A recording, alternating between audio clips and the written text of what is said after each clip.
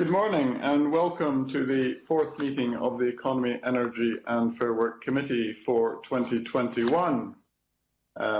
Apologies have been received from committee members Andy Whiteman and Alex Rowley.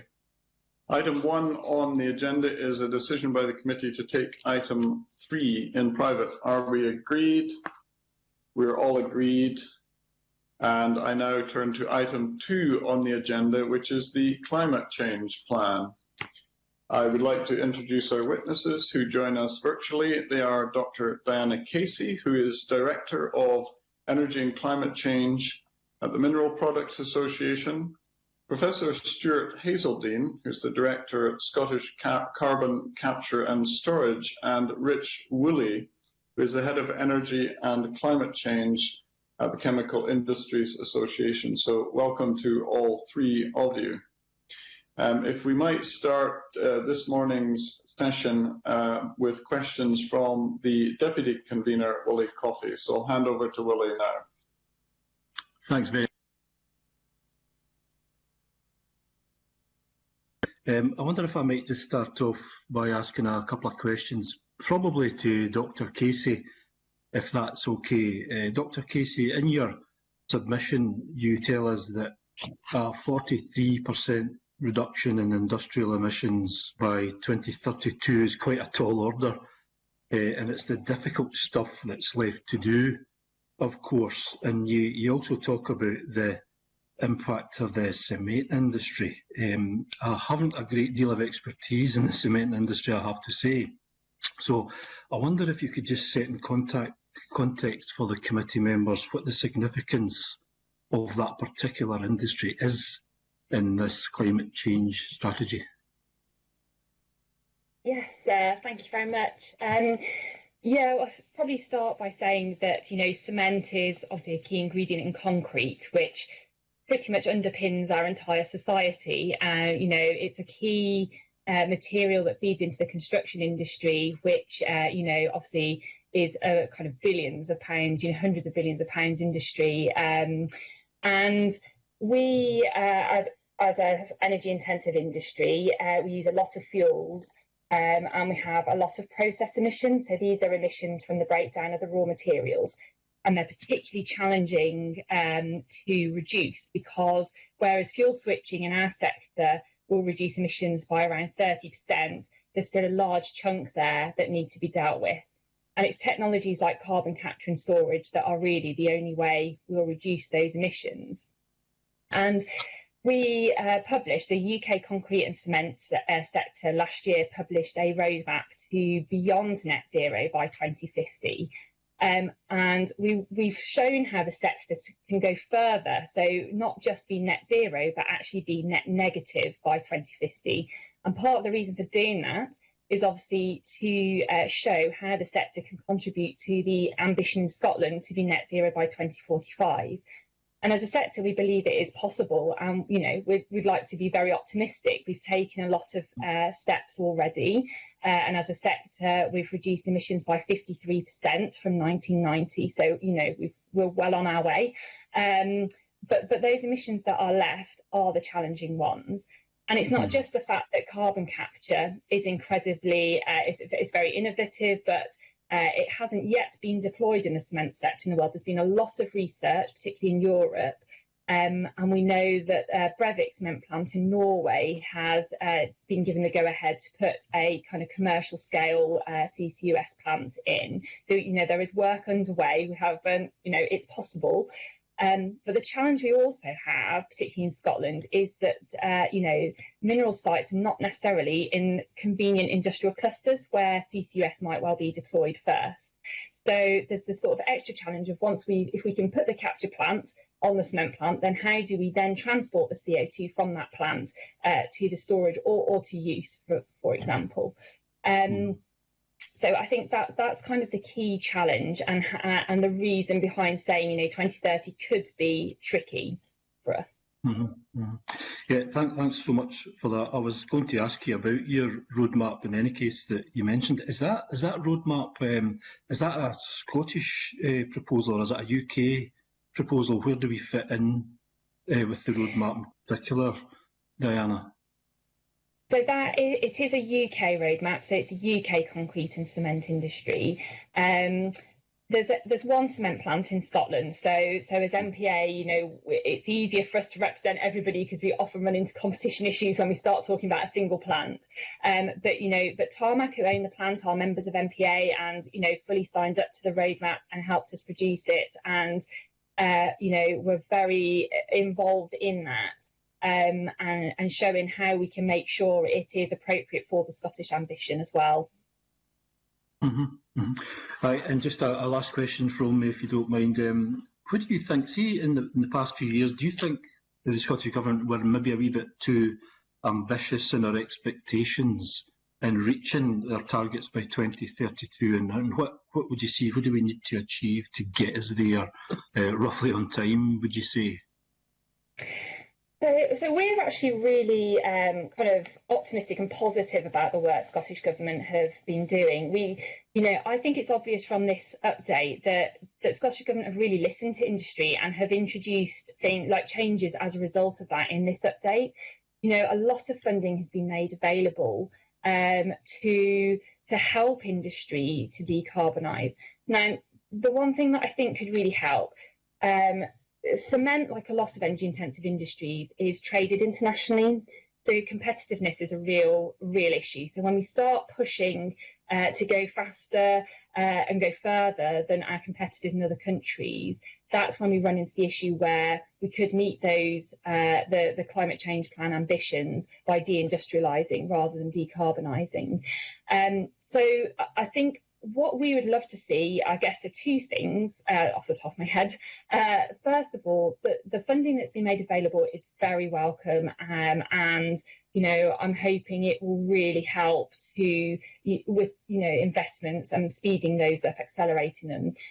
The problem that's left is the ongoing operating costs that there's less support for. So CCUS, for example, could double the cost of cement production, and that's a considerable cost that other competitors in other parts of the world are not facing at the moment. So if there was any way of introducing some help for those support for those ongoing costs, I think that would really help make Scotland an attractive place to invest in this decarbonisation. Now, the other point that I think is lacking from the plan a little bit is I think Scotland would do really well if it could set a net zero target for consumption emissions as well. And that will simply just make sure that Scotland is addressing its emissions and in the products it consumes as well as what's produced in Scotland, and make sure that we're meeting those targets through proper decarbonisation and not by exporting the problem to somewhere else, where, we know Scotland is a world leader, to be frank, in, having a net zero target by 2045. So wherever we export the problem to, they're not going to be dealing with those emissions in the same way Scotland could. So I think a consumption-based target as well, alongside the territorial one, would go some way to make sure that we're dealing with the problem in Scotland and not just exporting it elsewhere. That's lovely. I wonder if our other two colleagues on the panel might offer a comment on that particular question, please, convener. Is our optimism well placed or misplaced in terms of reaching our target by 2032? Apologies, Mr. Coffey, apologies. I should have perhaps said at the outset, if you want to come in on any of the questions to other two panelists, the member putting questions to you may ask if you want to contribute, and if you do, then please just type R in the chat box. That's the easiest way to let us know that you want to, but don't feel obliged to come in. So apologies, Deputy Convener, back to you. That's okay. It was just to ask our two other colleagues on the panel, convener, if they would offer a comment on my last point there that I made to Dr. Casey. Is our optimism well placed or misplaced in terms of the Scottish Government in terms of our targets for 2032? What do we think? And that's me. Thank you.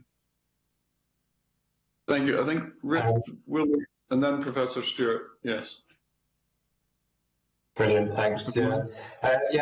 Just first of all, I think I'll start off by saying that I absolutely agree with everything that Diana said there.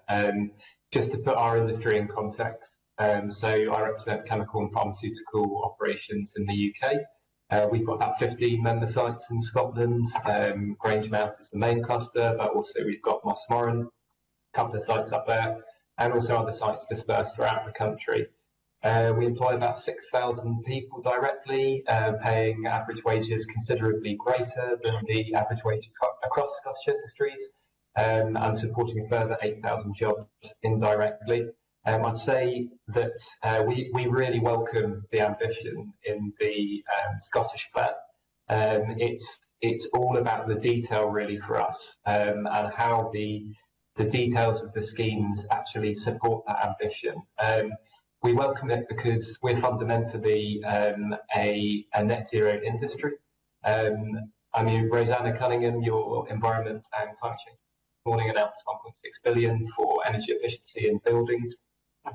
Whether that's the gases used in double glazing or insulation, those are chemical products that are going to supply that energy efficiency. More broadly, wind turbine blades are made of composite plastics. Lightweighting for transport is facilitated through chemicals. New net zero fuels like ammonia, hydrogen, synthetic fuels, batteries, these are all chemical products. So we feel we've got a bright future in Scotland and in the rest of the UK. So yeah, really welcome the ambition, but we need support to get there. And in terms of the plan, there's a lot to like in it. We appreciate the recognition for a just transition for industry, not leaving anyone behind. The energy intensive assets are described as strategic, and much is made of the importance of maintaining jobs in Scotland and mitigating the risk of carbon leakage if we move faster than other countries. And on that point, really support what Diana was saying about setting a target for consumption emissions. Something that the Committee on Climate Change brought up in the 6th carbon budget was the fact that the only way industry can finally move to a complete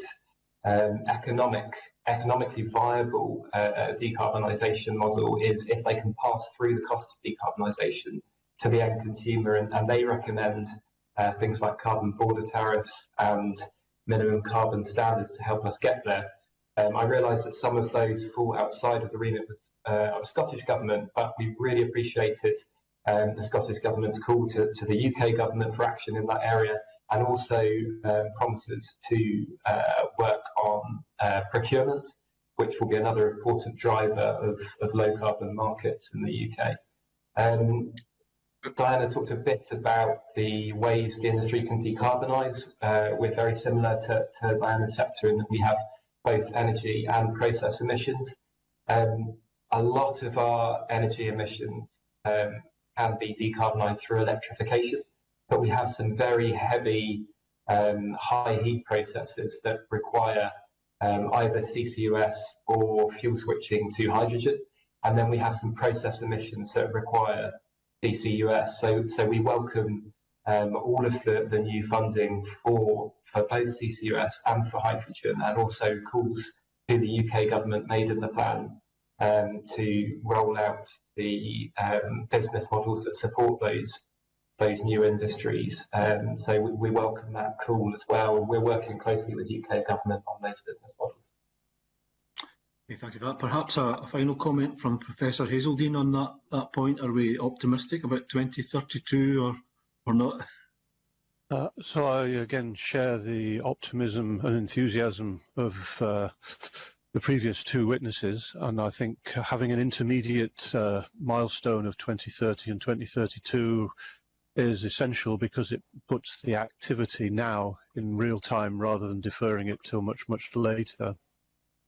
But of course, all this initially depends on developing carbon capture and storage and developing hydrogen, and both of those are dependent on funds and activity for the UK as a whole, and not directly under the control of Scottish Government. Though I have to say that the enthusiasm and the commitment and the direction of Scottish Government is absolutely essential, because it takes away any doubt whatsoever in those industries and investors. It takes away any doubt that Scottish Government is absolutely committed to doing whatever it can within its powers to make sure those industries of carbon capture and storage and of hydrogen generation actually get developed on time. I suspect by 2032 we might not have made all of the activities which we need to do, just purely because it takes a while to build the amount of industrial facility to generate hydrogen or to generate the amount of renewable electricity needed. And it would be useful to come back to hydrogen later on in this evidence session. But so yes, I agree with all that and very enthusiastic about it. Okay, thank you so much to three of you for your contributions there. Thank you. Back to you, convener. Thank you. On to Graham Simpson. Yeah, thanks very much, convener, and welcome to the witnesses. I guess my questions are directed at Professor Hazeldine and Rich Woolley. So I've got a couple of questions. So the first one, why do you think there's been an increase in greenhouse gas emissions from some sectors, such as chemicals and petrochemical production, between 1990 and 2018? And if we can start with Professor Hazeldine on that one. I'm not going to give you a very good answer because I'm not part of that industry. But again, I think there's a bit of an aspect of this that measuring everything on a year-by-year basis can be misleading because it's the overall trend of decrease that we're interested in. And clearly, the big gains are to be made with efficiency of, and particularly efficiency of housing. The big gains are to be made in heat provision and switching from methane into hydrogen. And I think I'll defer to Mr. Woolley about the chemical industry and the details about how different sites can be decarbonised. But I know that we've certainly got a membership of 30 different industries in the Nexus, in the CCS, effectively the CCS business organisation we've created in Scotland. And so we've certainly got more membership across the sectors and across the whole of industries than we have anywhere else in the UK. But I can't answer the exact question about the particular increase. Okay, that's fair enough. So, Rich Woolley, would you like to say why do you think there's been an increase? Sure, yeah. I'm afraid I won't be able to give you a satisfactory answer because the data that we have shows a significant decrease in that period. We use data from the National Atmospheric Emissions Inventory, which shows our sectors had 82% increase in greenhouse gas emissions between 1990 and 2018. And at the same time, we've increased our production by 40%, according to the ONS. So I'm afraid it's not going to be satisfactory for you. It would help to know where you're getting your data from, and perhaps I could follow up with the written evidence from the National Atmospheric Emissions Inventory, which is of course what the UK used to report to the UNFCCC, so it's our official stat. Well, what we can do is we can come back to you on that and you can provide us with a more detailed answer. So if I stick with you, Rich Woolley, you mentioned, I'm pretty sure you mentioned Grangemouth. That is, according to what we've been told, responsible for 30% of Scotland's industrial emissions. So that's obviously quite high for one place. So is there anything that you think could be done? You know, is there anything more that could be done by government or the operators there and companies like INEOS? Do you think more could be done? I am aware, because I represent that region, that there is work being done at Grangemouth to reduce emissions. So my question is not, it is not a critical question, because I do know that there's stuff going on. For example, energy from waste. I do know that there is a plan which has not gone forward yet, probably because of money, where we could create a district heating scheme in the town of Grangemouth using waste heat from Grangemouth itself. So there is stuff going on. I just wonder what you think, Rich Woolley, what more could be done? Yeah, no, absolutely.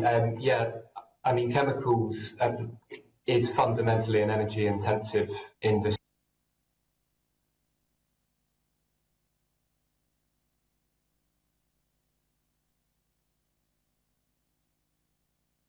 You can't get around it. It doesn't mean that it's energy inefficient.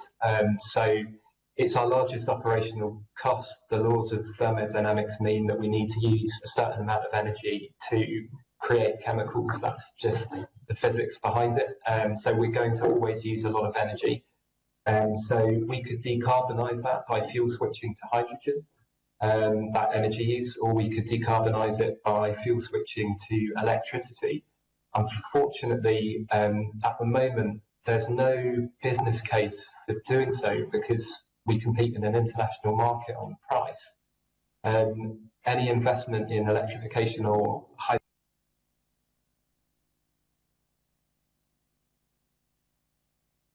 then a significantly higher ongoing operational cost, which means that it's just not an attractive investment for any company, let alone the kind of multinational companies that we get in energy intensive industries.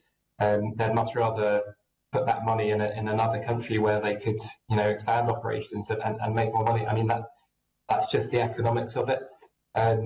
So basically what we need from government is we need the support to create an attractive business case for these ways of manufacturing products in a low carbon manner.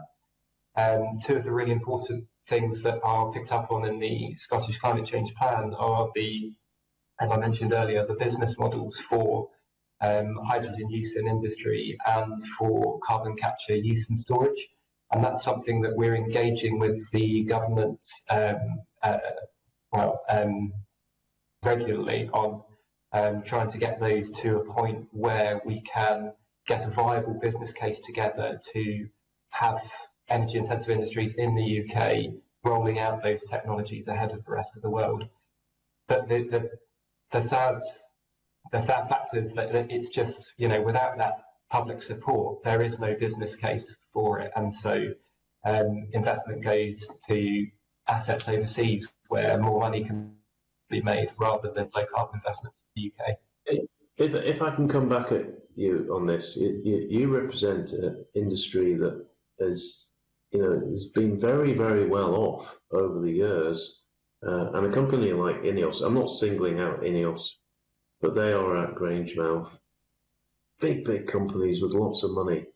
Why should it be up to the government, any government, Scottish or UK, to fund a switch to other technologies when these companies are well able to, at least partly pay for that themselves? Why is that government's responsibility?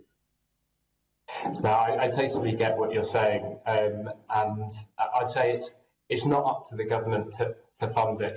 It's a question of government of whether they feel like it's worthwhile having these industries in the UK, because the private sector invests in where it can make money, and there is no business case to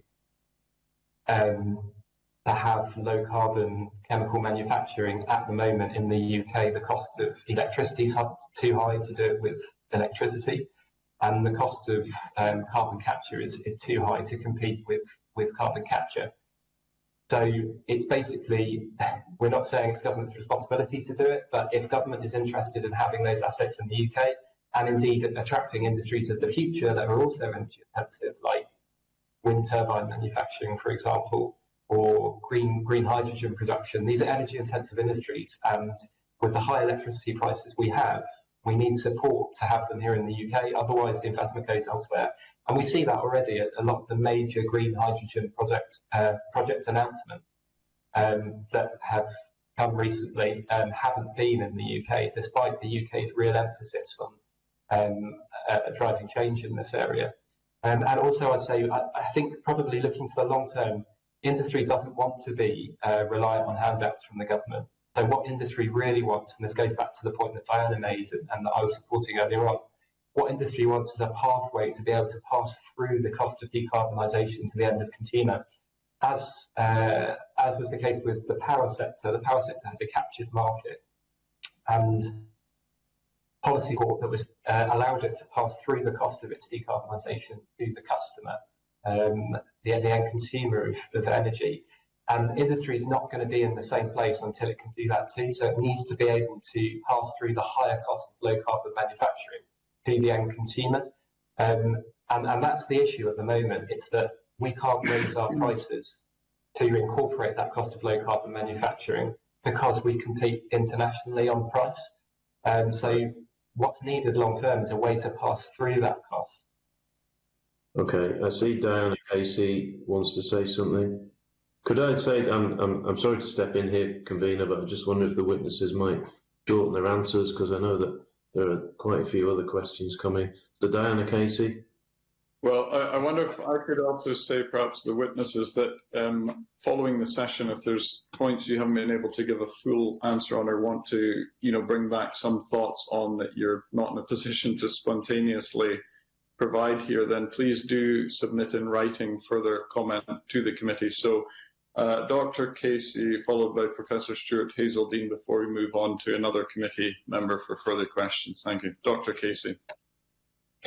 Thank you. Yeah, just to support Richard's point there, industrial electricity prices in the UK are some of the highest in the world. So, and we know that the cement plant in Scotland, for example, is owned by a multinational company, and as are the majority of UK-owned cement plants. When they're looking where to invest, they're looking for the best return on that investment. And unfortunately, the UK isn't necessarily seen as the best place. But I completely agree with what Rich was saying. We don't necessarily want handouts from the government, but we don't want to shift our operations overseas either. I know in the news recently, there's been reports of shortages in construction materials. I think roof tiles, possibly one of them. Now, if we shifted all of the cement plants out and we just relied on imports, you open up yourself to risk, security of supply issues, and that's just not what we want. So, I think the companies are on board. We want to decarbonise. We want to meet the ambitions in Scotland, but we need to make it an investable proposition for these international companies. Thank you. Professor Hazeldine, do you have something to add? Yeah, just briefly, so I totally agree with the two previous sets of comments, and I think it's important to try realising that Scotland and the UK will be out of step with much of the rest of the world. If we're going to be leading on decarbonisation, then we're going to have to pay differently for how we decarbonise, and that could well, of course, pass through to products. And the UK government doesn't seem to have managed to succeed yet in producing a business and commercial model other than subsidising the first startups of these different projects. And that's why a big company like INEOS or Petro INEOS, because there are two different companies there in Grangemouth, I think that's why they tend to hang back and wait until the economic and political pieces come into something which they can invest in. Otherwise, they'll be put on the spot and made a scapegoat in Scotland, and that is undesirable for them nationally and internationally. So we'll need things like carbon border adjustments to look at the carbon embedded in our imports and make sure that equates with the carbon which we're taking out of our own manufacturing. So we have to equalise that somehow for the longer term, not just the first project. So, and also I think rather than looking at individual projects, I think we need to have a more strategic view of how we're going to equalise the pain or the difficulty of decarbonising across all industries rather than just one or two of these very big energy intensive industries. So I've already sent in a short extra submission explaining how different certification obligations and storage of CO2 obligations could help with that. That's it. All right, thank you very much. We now move to Colin Beattie. Thank you, Convener. I'd like to have a look at the negative emissions technology. I'm very conscious that these technologies have been proven in test facilities on a small scale, but they're not currently available or been implemented anywhere on the scales necessary to remove significant volumes of carbon. How realistic is it to expect that negative emission technologies can be planned, developed and operational, delivering negative emissions by 2029 and a 376% reduction in emissions by 2032? How realistic is that? Anybody? Just on that. Professor Yep. Hazeldine. Is that okay, convener? Thank you. So I agree that negative emission technologies appear to be emergent and not fully commercial yet.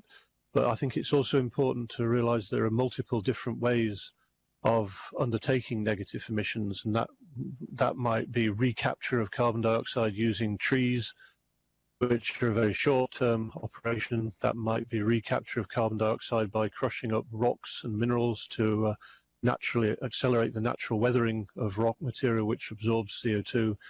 And at the end of the day, also to build these very large air capture machinery type operations, which I'll say do exist in British Columbia and in Switzerland. So 2 companies worldwide have these types of equipment, and they're now set to try. They are in the process of scaling those up to be not just test facilities, but to be million-ton-a-year facilities.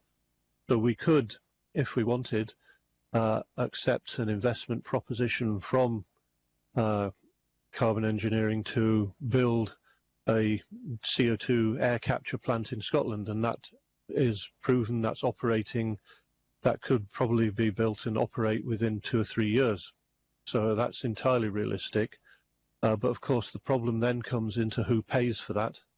And we have the same type of conversation that we've just had with the energy intensive industries, that payment for direct air capture, either as a public good or as an industrial facility, needs to be much more inventively created as a business system, either by Scotland or by the Westminster government.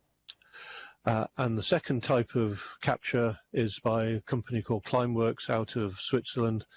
They've had an experimental site in Iceland running for about 2 years now, and they're now in the process of adding in multiple extra units to that. So they'll be trying to capture 400,000 tons of CO2 and disposing of that a year within about 2 years' time. So they're expecting international purchases of that CO2 offset. So companies anywhere in the world could purchase a ton of CO2 and to be captured and then stored underground safely and securely. So we could be looking at the same sort of industry in Scotland if we've built and operating our CO2 transport and storage pipes out of St Fergus in the northeast. Then that would be an ideal place to add on these extra types of industrial carbon capture from air. Professor, just in the back of what you're saying there, I come back to the fact that we've got some tight delivery times here. We're talking about 2029 to deliver this, and a challenging 376% reduction in emissions by 2032. That is not very long. Is that realistic? I think, as I mentioned earlier, I think this intermediate milestone is really important because it challenges people to get on with it. But I think it's going to be very difficult to make that intermediate target in Scotland because it relies on producing multiple different builds of simultaneously. So it relies on building the CO2 capture, transport and storage pipeline to the storage site, which relies on UK investment over which we have no direct control, but we do have the extremely valuable political support from Scottish Government, which is essential. Secondly, we need to decarbonise the methane gas heating system. And so one way of doing that is to produce hydrogen, but of course building enough facilities to produce enough hydrogen by that time is going to be really, really difficult. And we also have the problem that We cannot distribute the hydrogen through the gas grid yet because the legislation to allow large amounts of hydrogen into the gas grid has not been changed yet. That's still not legitimate for companies to do that. And thirdly, then we also need, I think, to develop a much bigger ambition on air capture to balance the residual emissions from a facility like a cement works or a facility like a Grangemouth chemicals plant, where it may be economic to capture 10%, 50%, 80% of emissions, but the final 20% will be much more expensive. And I think that's where the air capture proposition is going to come in, and we need to have that operating as soon as we can. And I think, again, that's an aspect of trying to be a leading country in doing this. To get down to net zero by 2045 is going to require innovation, so we have to be not afraid of going first, and this is one of the places where we need to go first. I think Dr. Casey wanted to come in. Yes, thank you. I just want to say, so mineral deposits are absolutely brilliant for negative emission technologies because they are constantly taking CO2 out of the atmosphere throughout their life and at end of life. So concrete, for example, throughout its life, there's been a number of academic studies that have shown it will remove around 23% of the process emissions that were produced when it was made out of the atmosphere. Now, a slight easy win here would be for those emissions that are removed from the atmosphere to actually be included in Scottish inventories. So at the moment, they're not. And this is something we've been working with government on, particularly in England. Have to admit, we should speak more to Scottish officials too. But it's a really important, greenhouse gas removal. And as I say, it's not included in inventories at the moment. But across the UK, we could be looking at around 1 million tonnes of CO2 captured. And I realise it's not quite the scale that you're looking for, but I feel every little helps in this regard, and it's something that's already happening. We're just not accounting for it. Is there not a risk in relying on this technology? It's supposed to remove 24% of gross emissions by 2032, and we've already heard these are quite challenging targets. Should we have a contingency plan, and what would that be?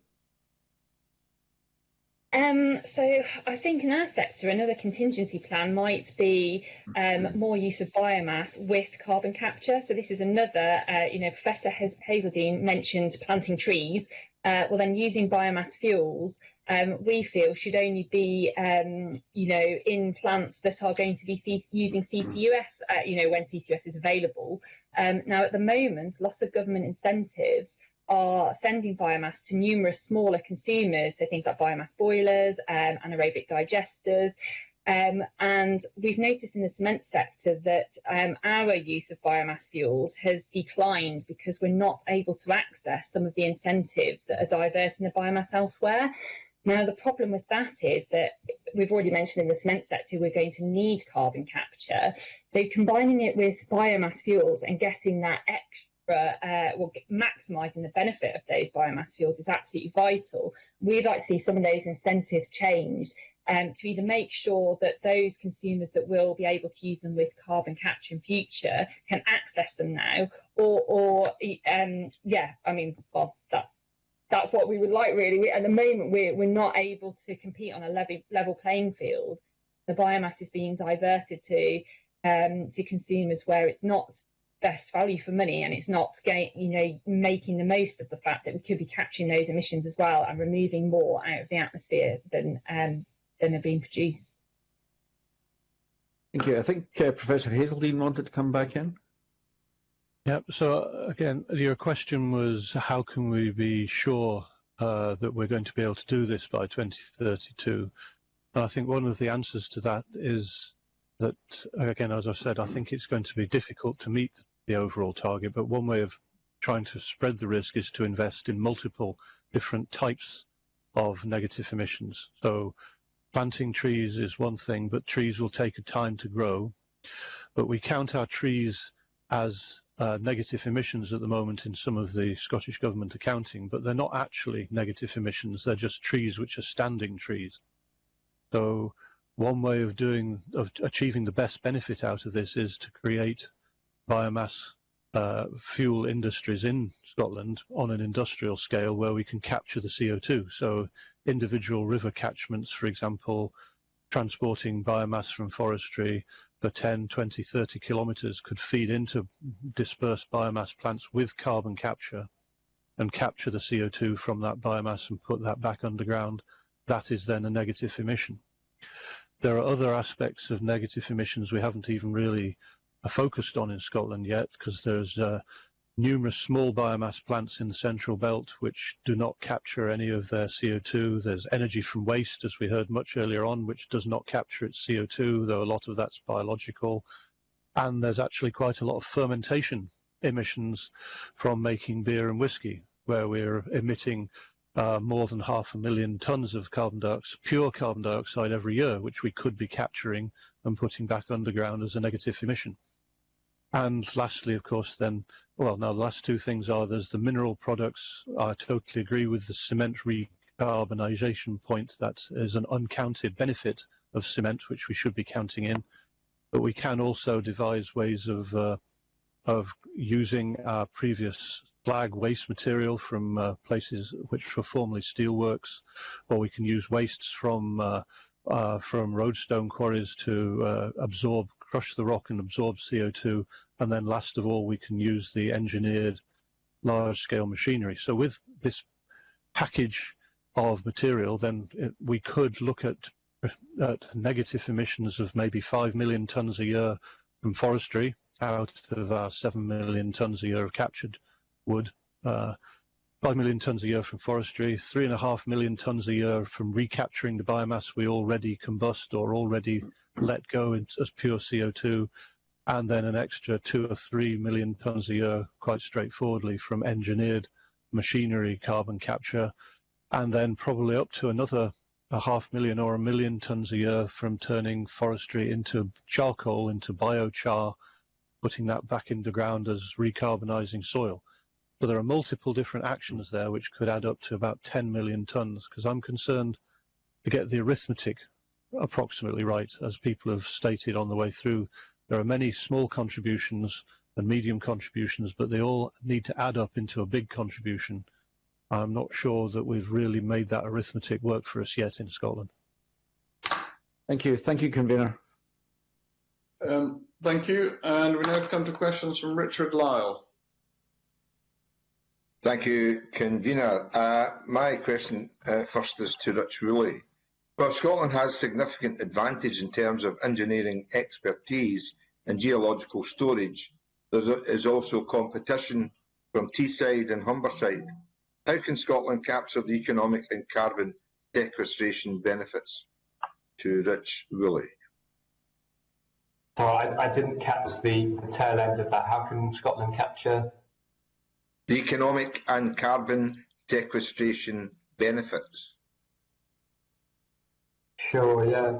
Well, I mean, I guess it goes back to points sort of I've already tried to make, in that the economics need to stack up for investment. So I think developing the business case for people to invest in those carbon capture and storage infrastructures and capture plants is the way to go. So that's providing capex funding and then ongoing support for the higher operational costs of capturing and compressing carbon at the end of your chimney, basically, and then paying for it to be transmitted and stored in the North Sea.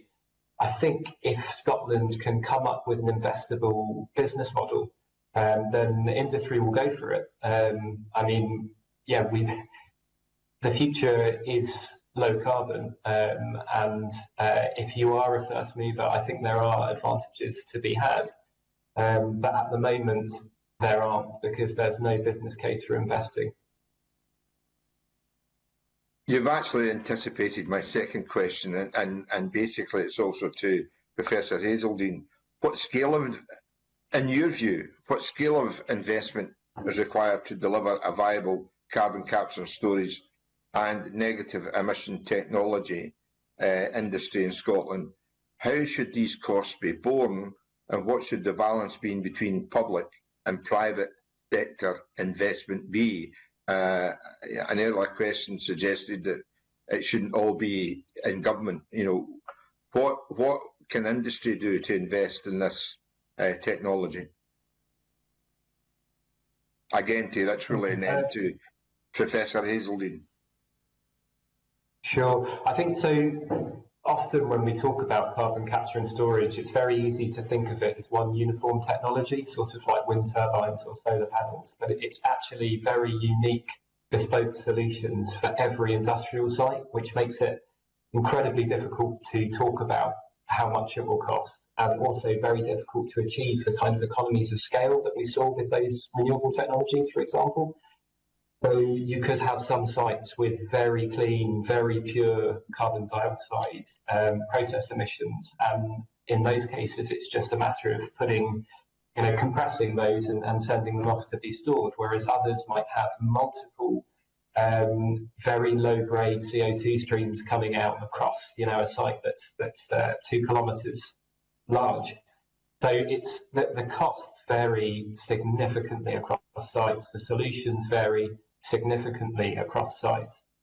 In terms of who should bear the cost, I can't speak to that. I can say that, as we said, the three of us before, there needs to be a business case for investment, and at the moment it doesn't stack up for energy-intensive industries because they compete on an international market, and they would basically have to absorb the higher cost of low-carbon manufacturing. There's no ability to pass it through to the consumer, and that means they either can't compete or they're less competitive.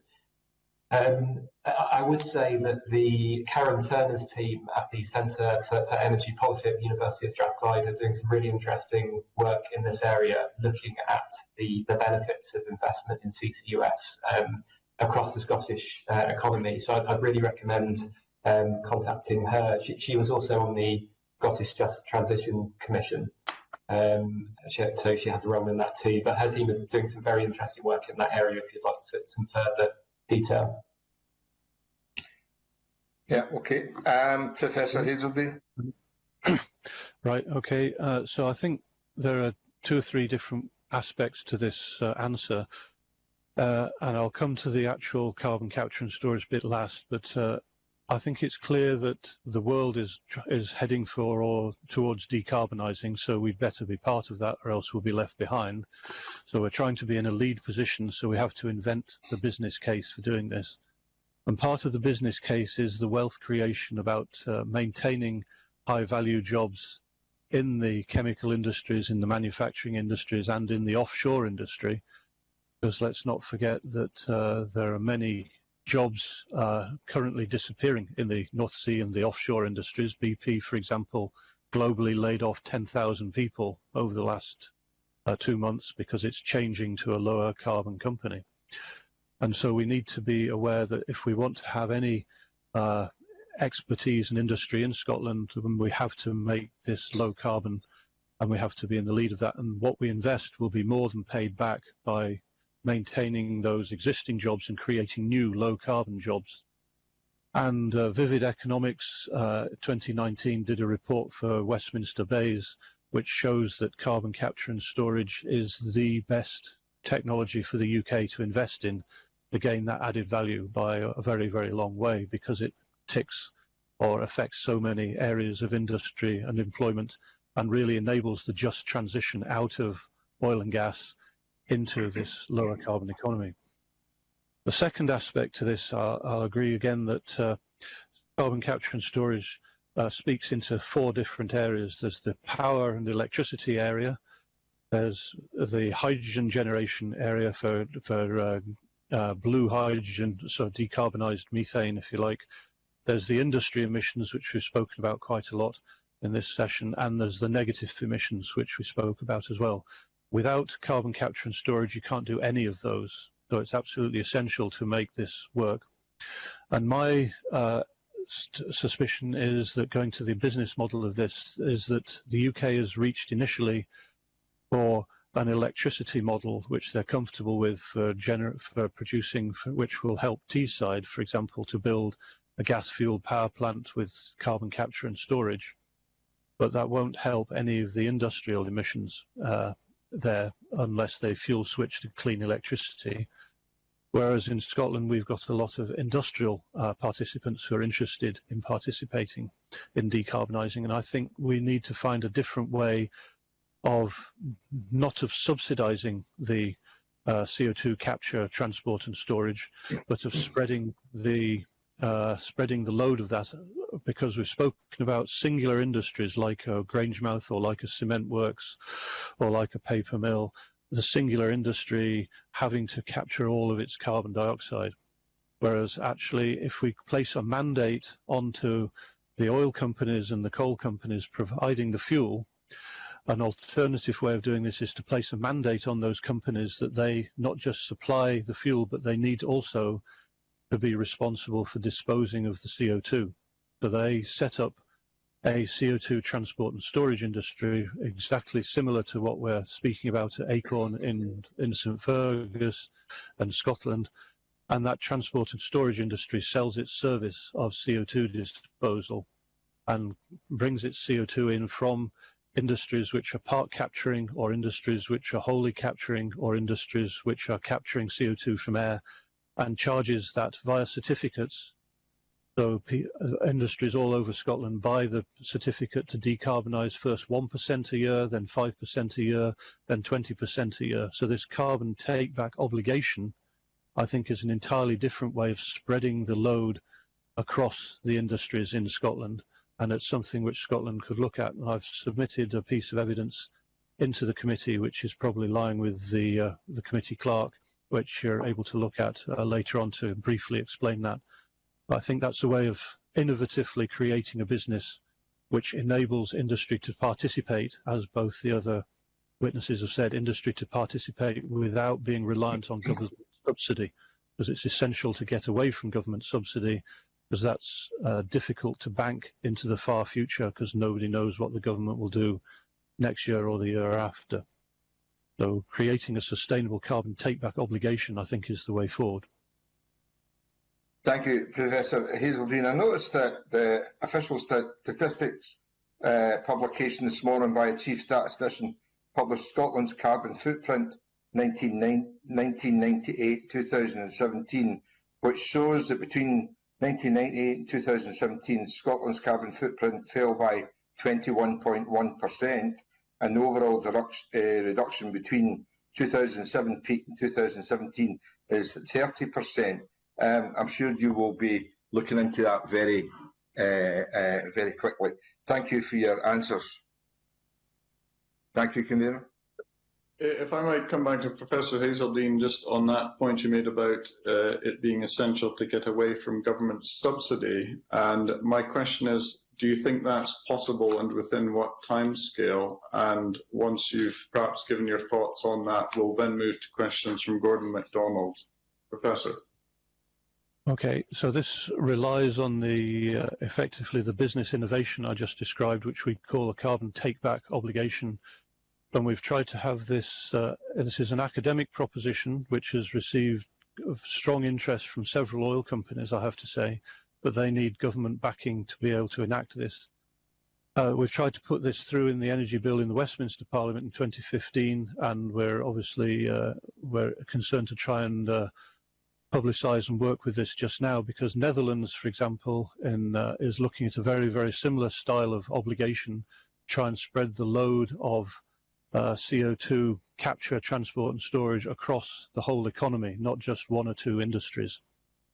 So again, the obligation is for all industry, all CO2, all importers or producers of fossil carbon, so that's oil and gas and coal if necessary, will be responsible for disposing of first 1%, then a few years later 3% or whatever, and by 2030 we must make that into 10%, so we automatically achieve our objective by 2030, and we make a clear objective for 100% of CO2 storage by 2050, 2045 in Scotland, 2050 in the whole UK.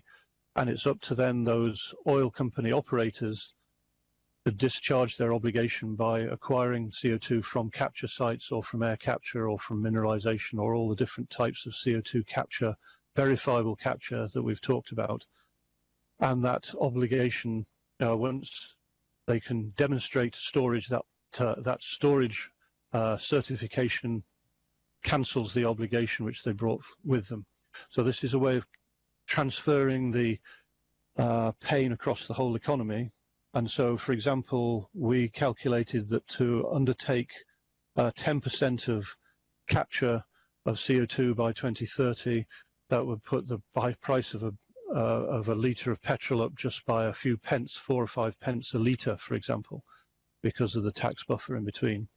So this is actually a way of spreading this at minimal cost, and this could be set up extremely quickly.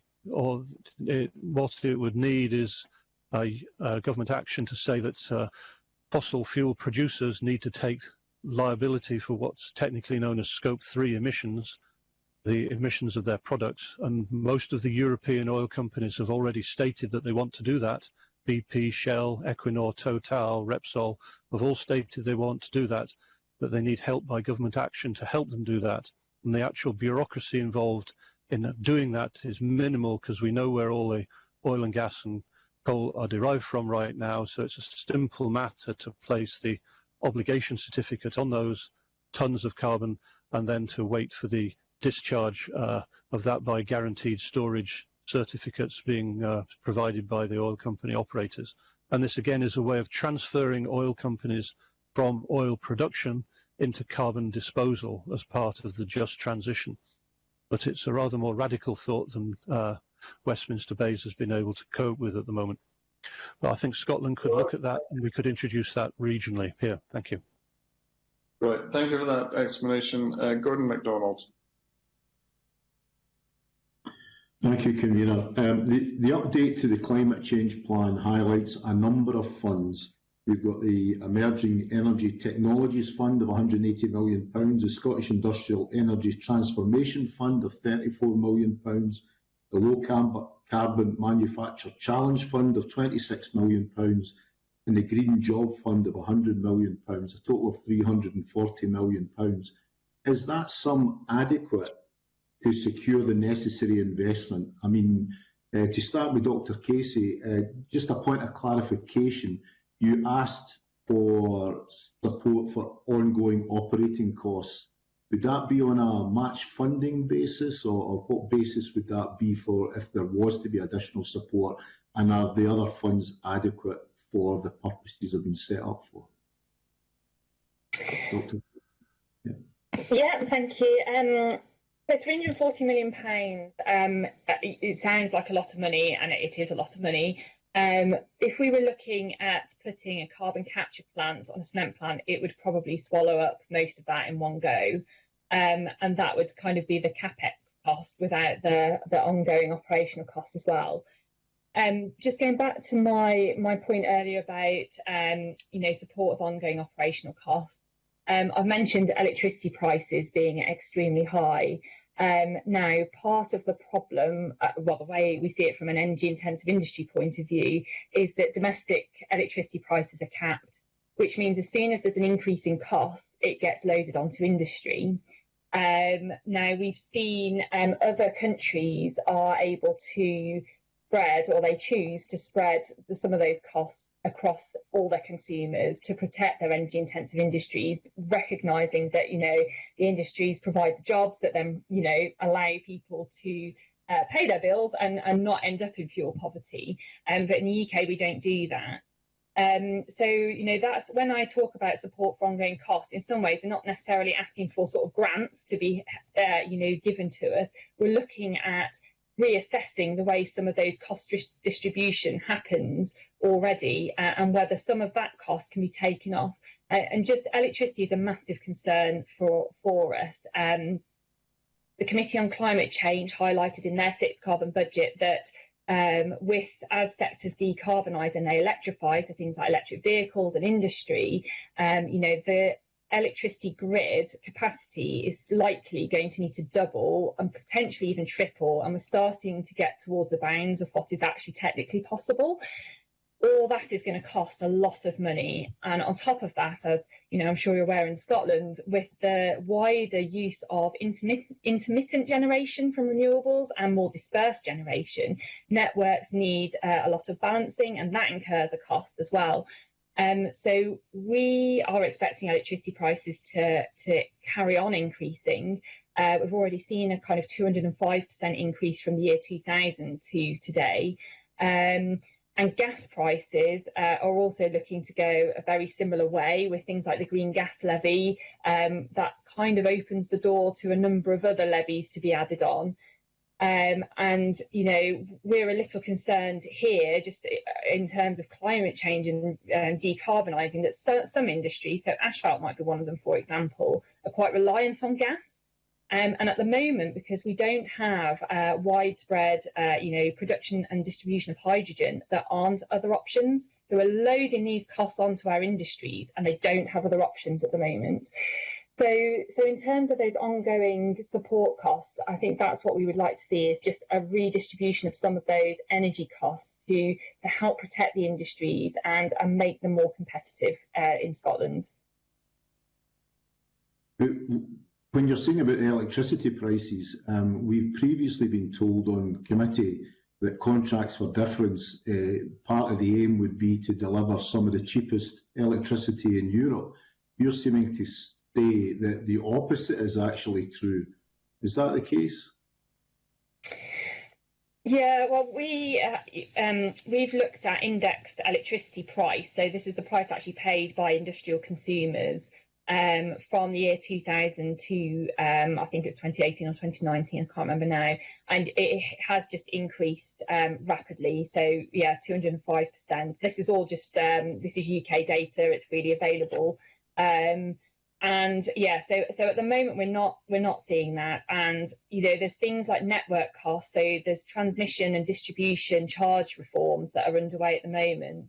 And again, we're expecting significant increases because of that. So the sort of CFD element is one part of it, but we've got all these extra costs. There's the policy costs and the network costs and things that come on top of that are just raising those prices and making them uncompetitive internationally. Okay, thank you. Mr. Rowley, have you got anything to add about whether the funds, the various funds I read out, are adequate for what they're intended? Sure, yeah. I just want to start by saying absolutely agree with everything Diana just said, and that is absolutely critical for us, the cost of energy. So anything that can be done there, that really helps us to level the playing field internationally, and allows us to better compete, better attract investment, including investment in decarbonisation. So energy prices are fundamental to the picture here.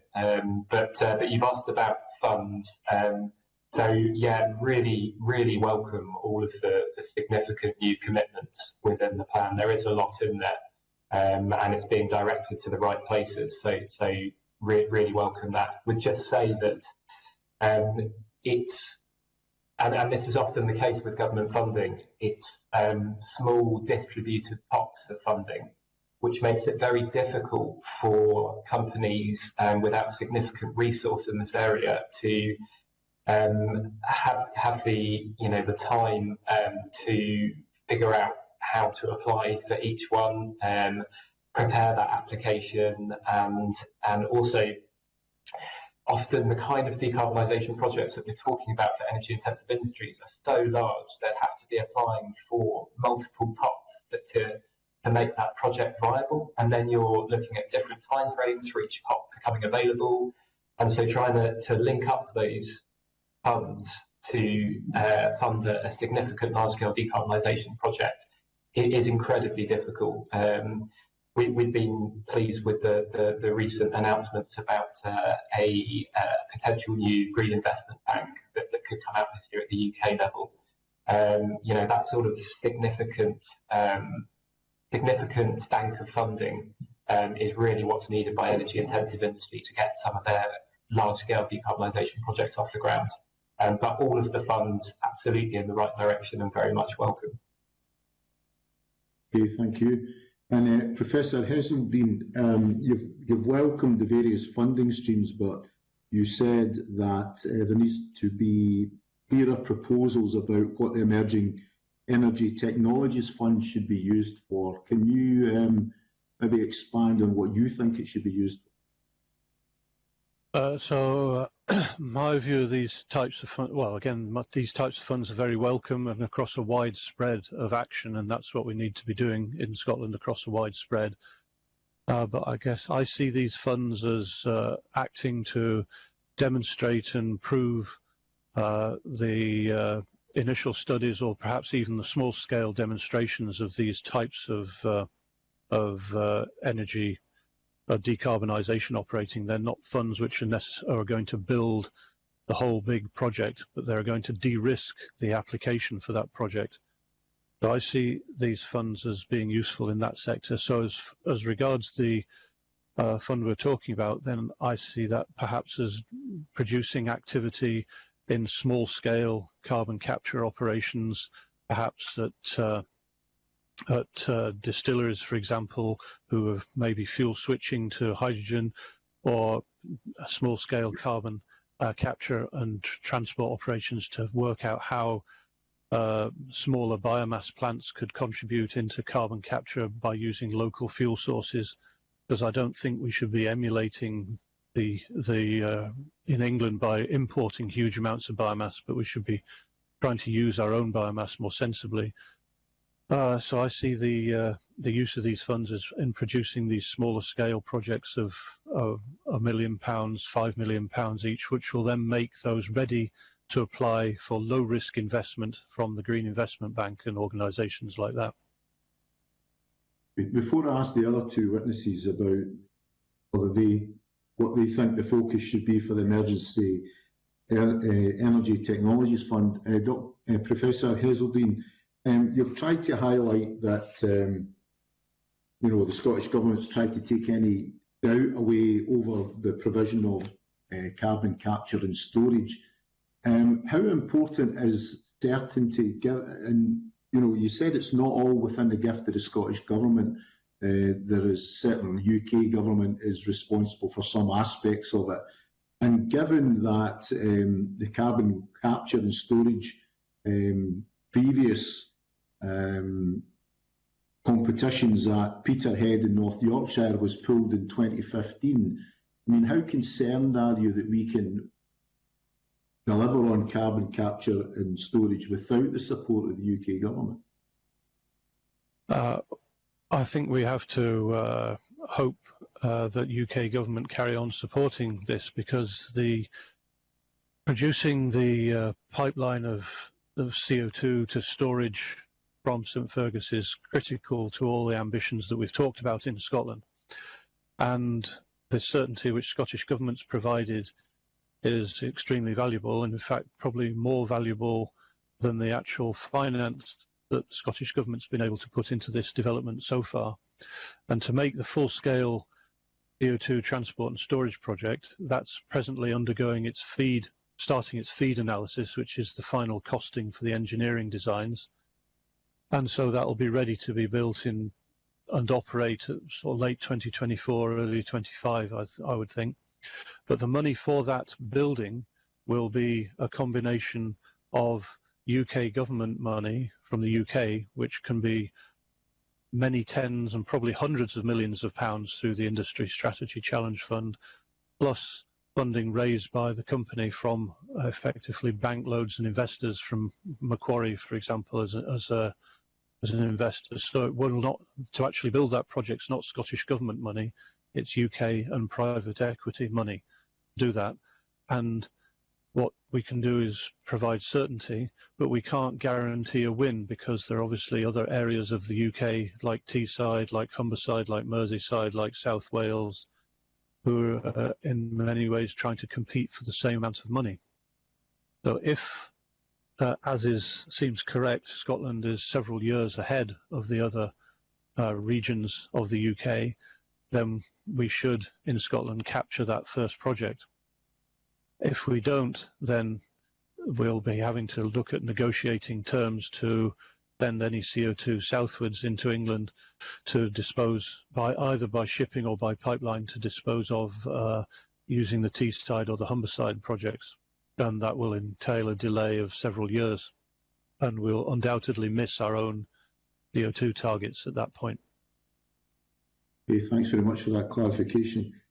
Dr. Casey and Mr. Woolley, do you have anything to add regarding what the focus should be of the Emerging Energy Technologies Fund?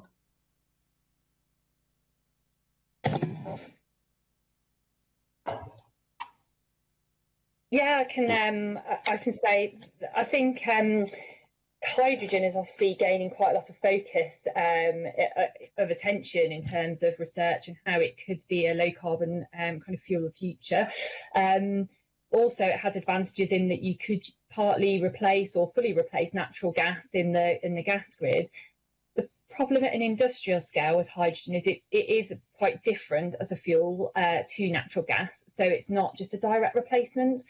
So for our industry, I think asphalt plants in particular, it would be great if this fund could be used to try and demonstrate the use of hydrogen in asphalt, to see, what changes might be needed to the plants before, it is deployed in the natural gas grid. Yeah, and another one, in the cement industry, we've started looking into plasma energy as a way of electrifying high temperature processes. And that's quite an interesting one as well. And I mean, we're doing a demonstration project at the moment, which is just looking to use plasma to replace about 10% of the thermal demand in a kiln.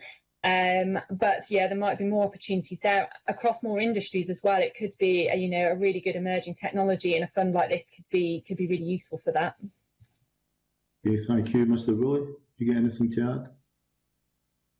Just to say, so for us, our low heat processes could be electrified, but we say that the key barrier to that at the moment is the cost of electricity, as Diana's gone into. So we very much welcome the emphasis in the plan of money for CCUS and for hydrogen. Hydrogen for us, it's not just a fuel, it's also a potential raw material to replace what we currently get from fossil sources such as methane and oil. So hydrogen could play a key role in decarbonising chemicals and also in making them circular. Okay, thanks very much. Thanks, Kavina. Thank you. And finally, Maurice Golden. Thank you, convener.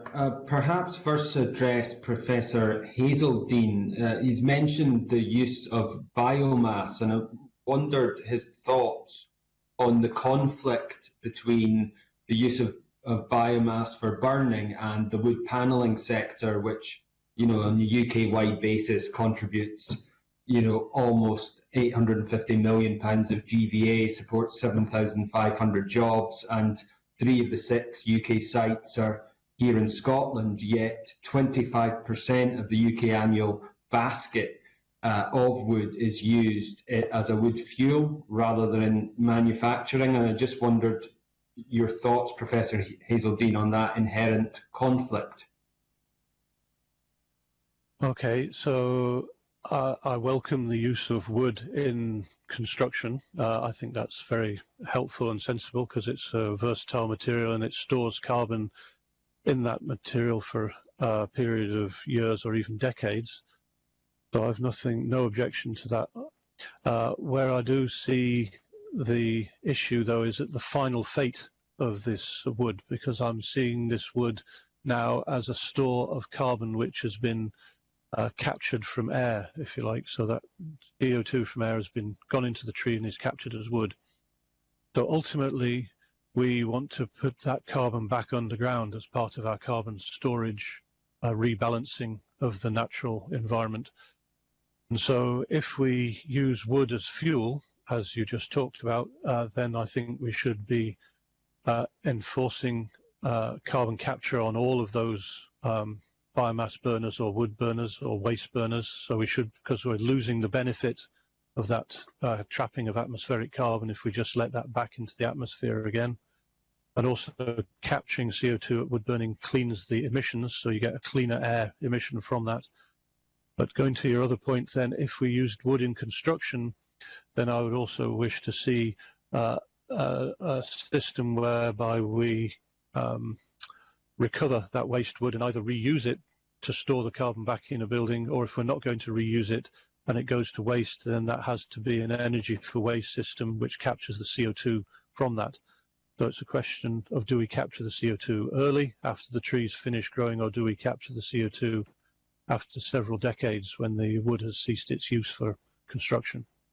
Does that answer your question there? That's excellent, Professor Hazeldine. Just as on a slightly different topic, and then I'll open up to the panel. How critical is it that we attempt to cluster sectors and industrial producers for the success of carbon capture and storage? Do we need to have almost an industrial roadmap so that we have our industries linked, so we can use, for example, waste heat, but also use carbon capture and storage? Yeah, I think that's important to work that out a lot more than we have in Scotland, because we don't have a very clear industrial roadmap for the, if you like, the circularity of our heat or the circularity of our carbon, to put that back where it came from. In contrast, I think Westminster government's done slightly better visioning on that. But the other distinction I'll draw is that when I talk about clustering like that, I'm really thinking of clusters like around in present industrial sites in northeast Scotland, or clusters around the Grangemouth and central Scotland area and the east coast all the way up towards Aberdeen. And those are very big industrial clusters which could then generate the very big carbon capture and transport projects, which are looking at multiple millions of tons a year of CO2 transport and storage. But I also think we need to work out how to disseminate the carbon capture throughout Scotland a bit more, because there are many millions of tons we could capture, as I said earlier in my evidence, from biomass, which we're burning at dispersed sites, from fermentation, which we're generating pure CO2 at dispersed sites. So we need to be also thinking about a gathering system of local capture, which these investment funds of the 180 million could go into demonstrating. Local capture, and then maybe trucks or trucks to a railhead, or railway wagons taking the CO2 to its industrial ultimate disposal site, where it feeds into that pipe network to be safely and securely disposed in the reservoirs deep beneath the North Sea. So we need to invent that gathering process across the whole of Scotland. Thank you, Professor Hazeldine. Very comprehensive answer. I'll go to Rich Woolley next, and then Dr. Casey thereafter. Thanks. Yeah. So I guess clustering is, our sector lends itself naturally to clustering. We are present in clusters where oil and gas is traditionally pulled out of the North Sea, and then we turn it into other products. And our sites are highly integrated. So you'll have base chemicals produced at the refinery, and then that will move, the products from that will move to downstream sites, and so on and so on. So our sector is very much clustered and very much integrated, and I would say clustering is a really, really important part of decarbonisation. It allows us to get those economies of scale in rolling out some of these nascent technologies. So hydrogen, CCS can be proved on these large-scale cluster decarbonisation projects, where you can get those economies of scale. Large number of industrial sites located next to one another, and high heat sources too. But yeah, recognise that in the end we'll need to start rolling out those technologies to more distributed and remote sites, and I'm guessing Diana will have more to say on that. Thank you, Rich. Before we go to Diana, if you could address the cluster point, but also I wondered just about 3 additional points in relation to particularly the cement industry. I wondered, firstly, what heat mapping work potentially using waste heat has been done, particularly at Dunbar. What work on resource efficiency has gone on in terms of reducing waste, water and energy? And finally, is there any work going on about the use of different feedstocks? You know, for example, waste products in the cement production process? Sorry to hit you with 3 additional ones, but over to you, Dr. Casey. That's fine. I shall do my best. So yeah, just on the cluster point, Rich is completely right. The cement industry, we are kind of unfortunately not well placed near clusters. Some plants are. You know, the Dunbar plant in Scotland is about 50 miles from Grangemouth, which would be the nearest cluster for it. And partly that's just down to geology. The sites are located close to the raw materials and the limestone. So, you know, you can't really be kind of trucking millions of tons of limestone around the country. So the sites are located where those are. And yeah, I think I mentioned earlier, just the key points for us is linking into the kind of CO2 infrastructure and the hydrogen distribution and things, and how we get those dispersed sites thought about early on and not left as an afterthought. It's just really important that, yeah, there's a plan for that kind of infrastructure. On your cement specific point, there's not a huge amount of waste heat from cement manufacture, partly because what would be classed as waste heat is actually recycled into the process to pre-dry raw materials, so that you end up using less fuel to heat them. So what is left tends to be very low grade. Now, I know a lot of the manufacturers across the UK, and I'm assuming Tarmac as well, have looked into opportunity to use that low-grade waste heat. So there are technologies, like organic Rankine cycle technologies, that can use it to convert it into electricity. But currently the payback on it is so long that it hasn't been investable yet.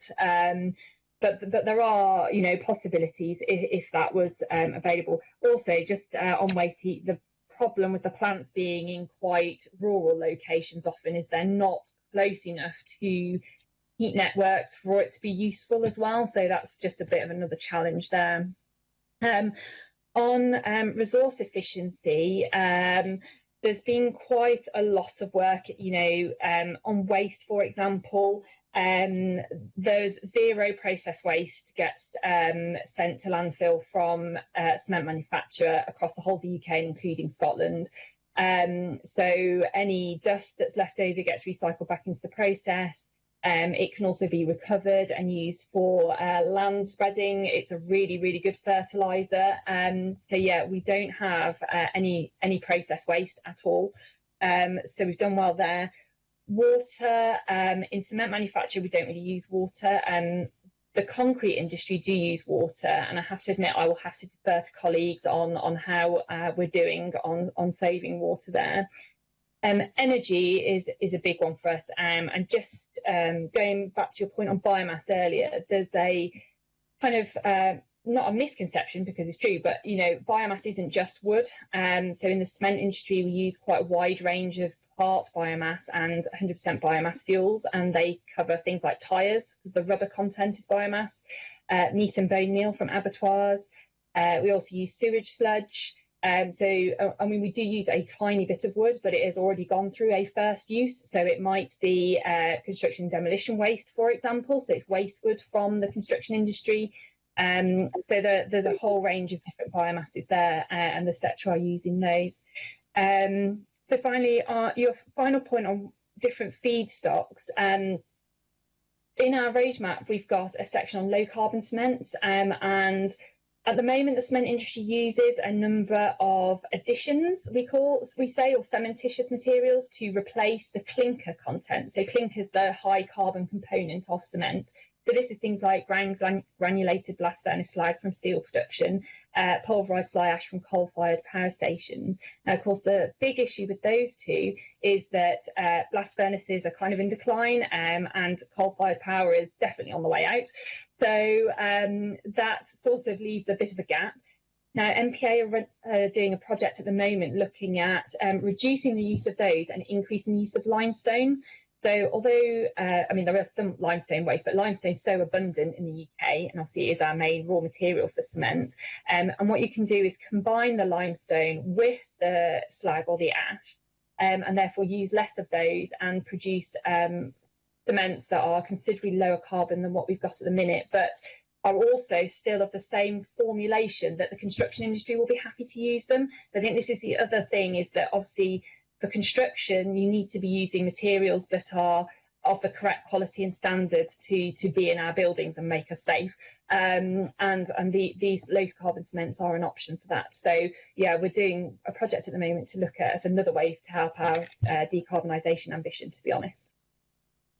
Thank you, panel. Thank you, Engineer. I don't wish to interrupt, but I think we're running short of time here. So certainly if any of our witnesses want to add to what they've already said, or in particular on these final points that have been made by Dr. Casey in response to Mr. Golden's questions, please do. And the committee may have a further question or questions that we send out to get your comment on. So thank you very much for joining us today, to our witnesses, and I will suspend the meeting and we will come back at just after at 11 o'clock to resume with our next panel. So thank you very much to our witnesses, and all the best. Thank you.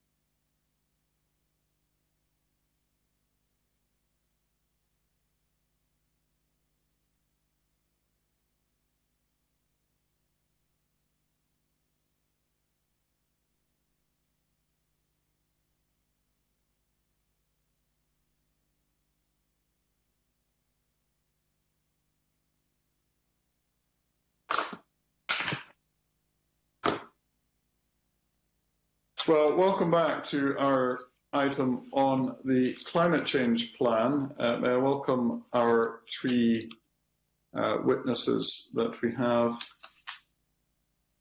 with us. First of all, Kat Hay, who's head of Policy, Food and Drink Federation Scotland. Richard Simon, Senior Consultant, Element Energy, and Claire Reid, who is the Director of Policy and Public Affairs in the Scottish Council for Development and Industry. Do we have all of these? I think we do, witnesses with us online virtually. So welcome to all three of you. The sound team will bring you in, but when you're wishing to come in on a point, it'd be helpful if you type R in the chat box, if you could, and then we know that you'd like to make a contribution to a particular question or point. You may not get everything said today that you'd like to, and feel free to write into the committee if you want to add to what you said or add explanations to your answers. So we'll start now with questions from committee member Gordon Mcdonald. Thank you very much, Convener. Just to set the scene a wee bit, I wanted to ask about the updated climate change plan and what you think has happened over the last 3 years that could explain why the Scottish Government is more optimistic and ambitious in their expectations of carbon emission reduction by 2032. Any volunteers? Happy to speak on this one a little bit. Okay. So one thing that we've been noticing with our work on industrial decarbonisation is that within industry, previous to net zero, it was assumed that industry would remain as part of some of the kind of 20% of emissions that remained in an 80% reduction target, and that it was a hard to abate sector. Now what we're finding out as we've investigated it more and as more work is going into it, is that the CCC now does not call industry a hard to abate sector anymore. That terminology has disappeared because some of the technologies might be slightly costly on an industrial scale. It will cost industry a lot of money. Some support will be necessary there to keep industry in the country.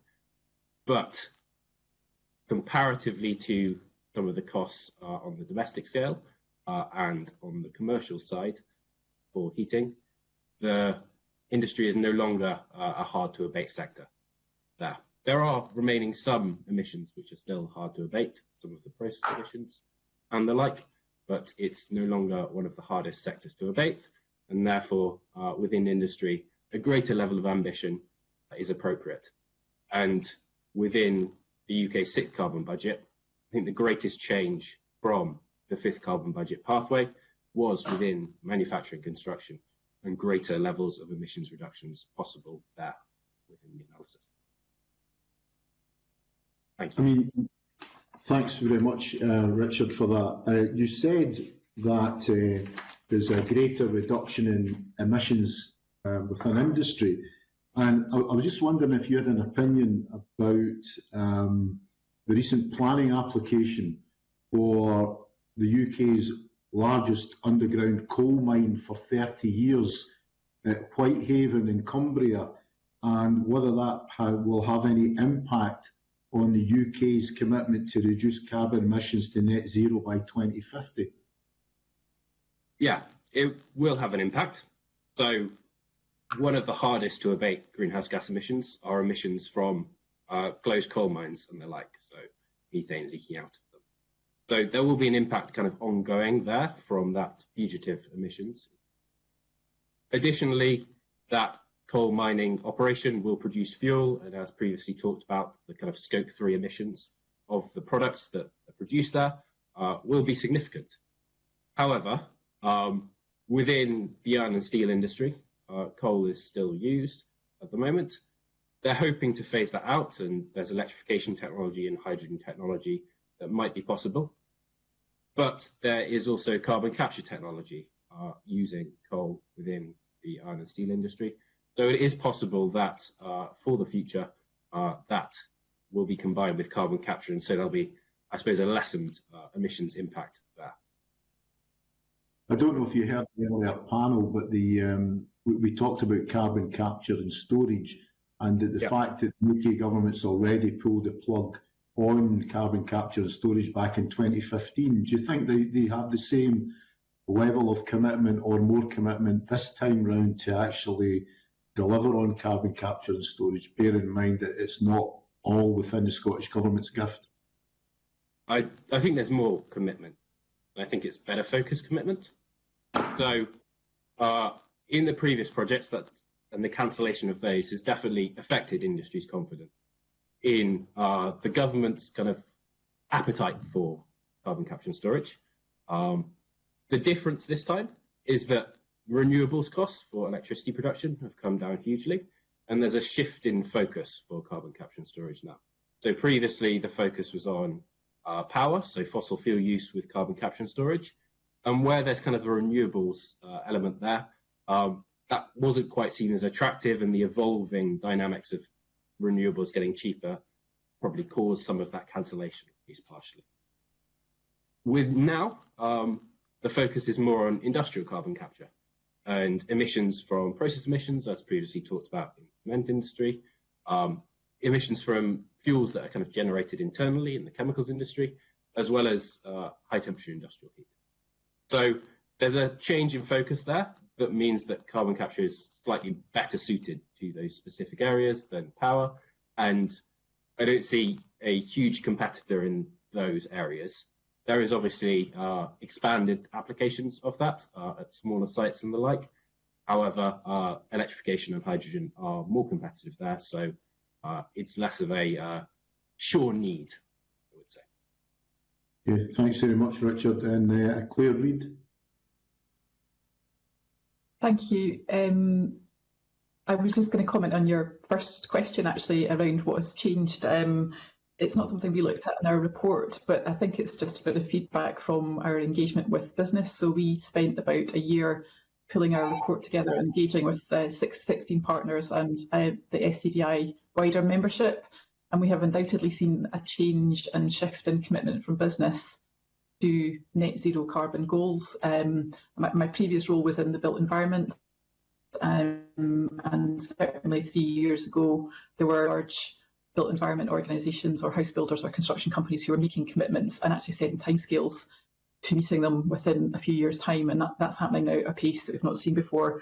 We've also seen plans coming forward from the Scotch whisky sector, from salmon producers and from the oil and gas sector, actually proactively saying how they want to make change and achieve their objectives. So it was really just to sort of add a kind of perspective on your earlier comment about sort of what might have changed in the last 3 years.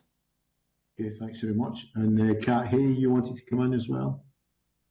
Yeah, thanks. It's just to add to what Claire said about perhaps the other thing that's fundamentally changed so quickly in the last end user. It's the shopper and the consumer.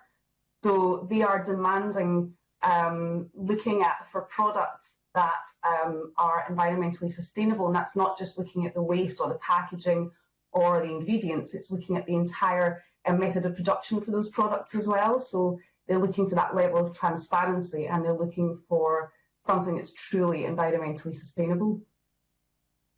Have any of the witnesses got any examples of decarbonisation technologies that are being adopted to in our energy intensive industry? I can come in on that if requested. So lots of these technologies are still under development, but they're getting there.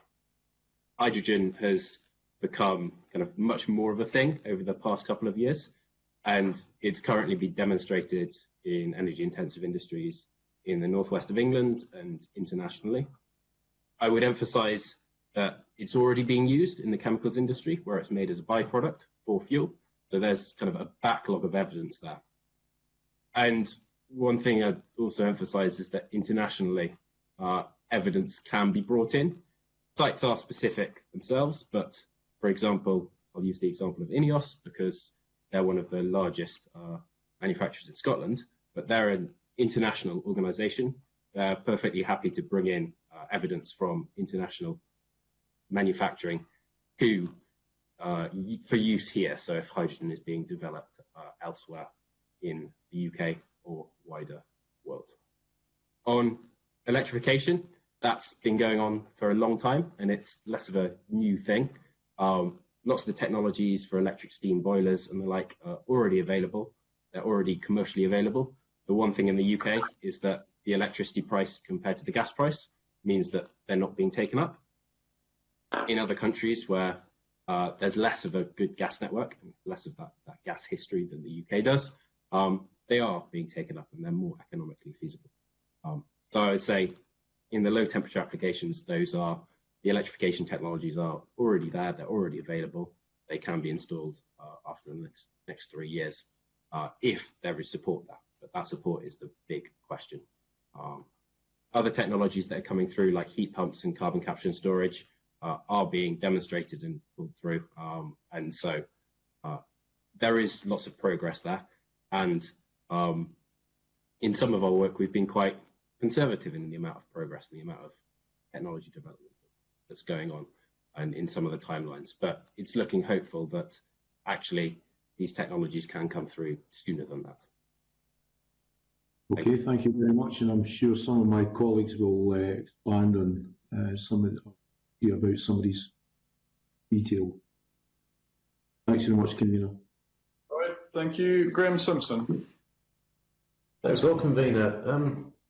The choices we make as individuals can have an effect on the planet and the environment.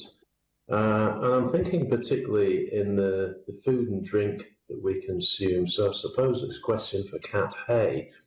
I was watching a program recently where people were basically served a 3-course meal and asked to try and guess which dishes had the greatest impact on the environment in terms of the carbon footprint. And it was really quite fascinating.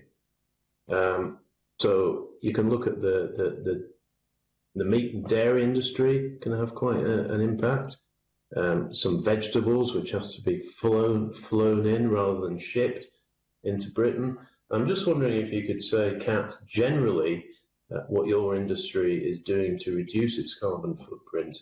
And then if you could address the question of, do you think that from a consumer point of view, that we should have a traffic light system on packaging so that we can be assisted in making sensible choices?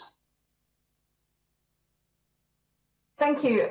So there's a number of things that the food and drink sector are doing. A huge amount of work going on in this area, whether it's around carbon emissions, whether it's around water. Just to say that the FDF represents the manufacturing sector, but I can certainly speak more broadly for the food and drink supply chain. If we're looking at how sustainable methods of food production in the agriculture sector, there's a number of schemes underway to look at carbon sequestration, sustainable methods of red meat production, that kind of thing. Within the food and drink manufacturing sector, as I say, we're looking at energy efficiency, we're looking at reducing packaging. There's a huge amount of work going on looking at sustainable supply chains. So where do we source these ingredients from? As you correctly say, are we flying in products we don't need to be flying in, where we could be getting them closer to home? So there's a huge amount of work going on in that area. And then your second point was about, sorry? Yeah, I'm just wondering, when I go and buy a packet of asparagus from Morrison's or any other supermarket, that could have been flown in from thousands of miles away. So I'm wondering if you think a traffic light system would be a good idea so that people can make sensible and informed choices. Again, there's a lot of work going underway within the food and drink sector looking at carbon labelling more broadly. Whether a traffic light system is the right one or not, I think remains to be investigated. I'm aware of there are some academic projects going on in Scotland looking at how we could carbon label our products in a way that would be useful for the consumer, that would talk about this in a clear way. I think traffic light labelling has been very useful for looking at nutrition and helping consumers make healthier choices. So there's definitely, it's worth investigating. That's good. Well, you mentioned packaging, so that's certainly something that you do cover if you're dealing with manufacturing.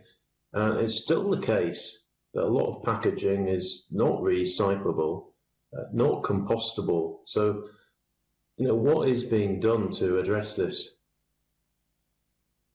Yeah, we are a member of the Plastics Pact, which is a UK initiative aiming to make all packaging within the UK, plastic packaging within the UK, recyclable or compostable by 2025. So that's many of the major manufacturers and retailers, and indeed the Scottish Government, are signatories to this.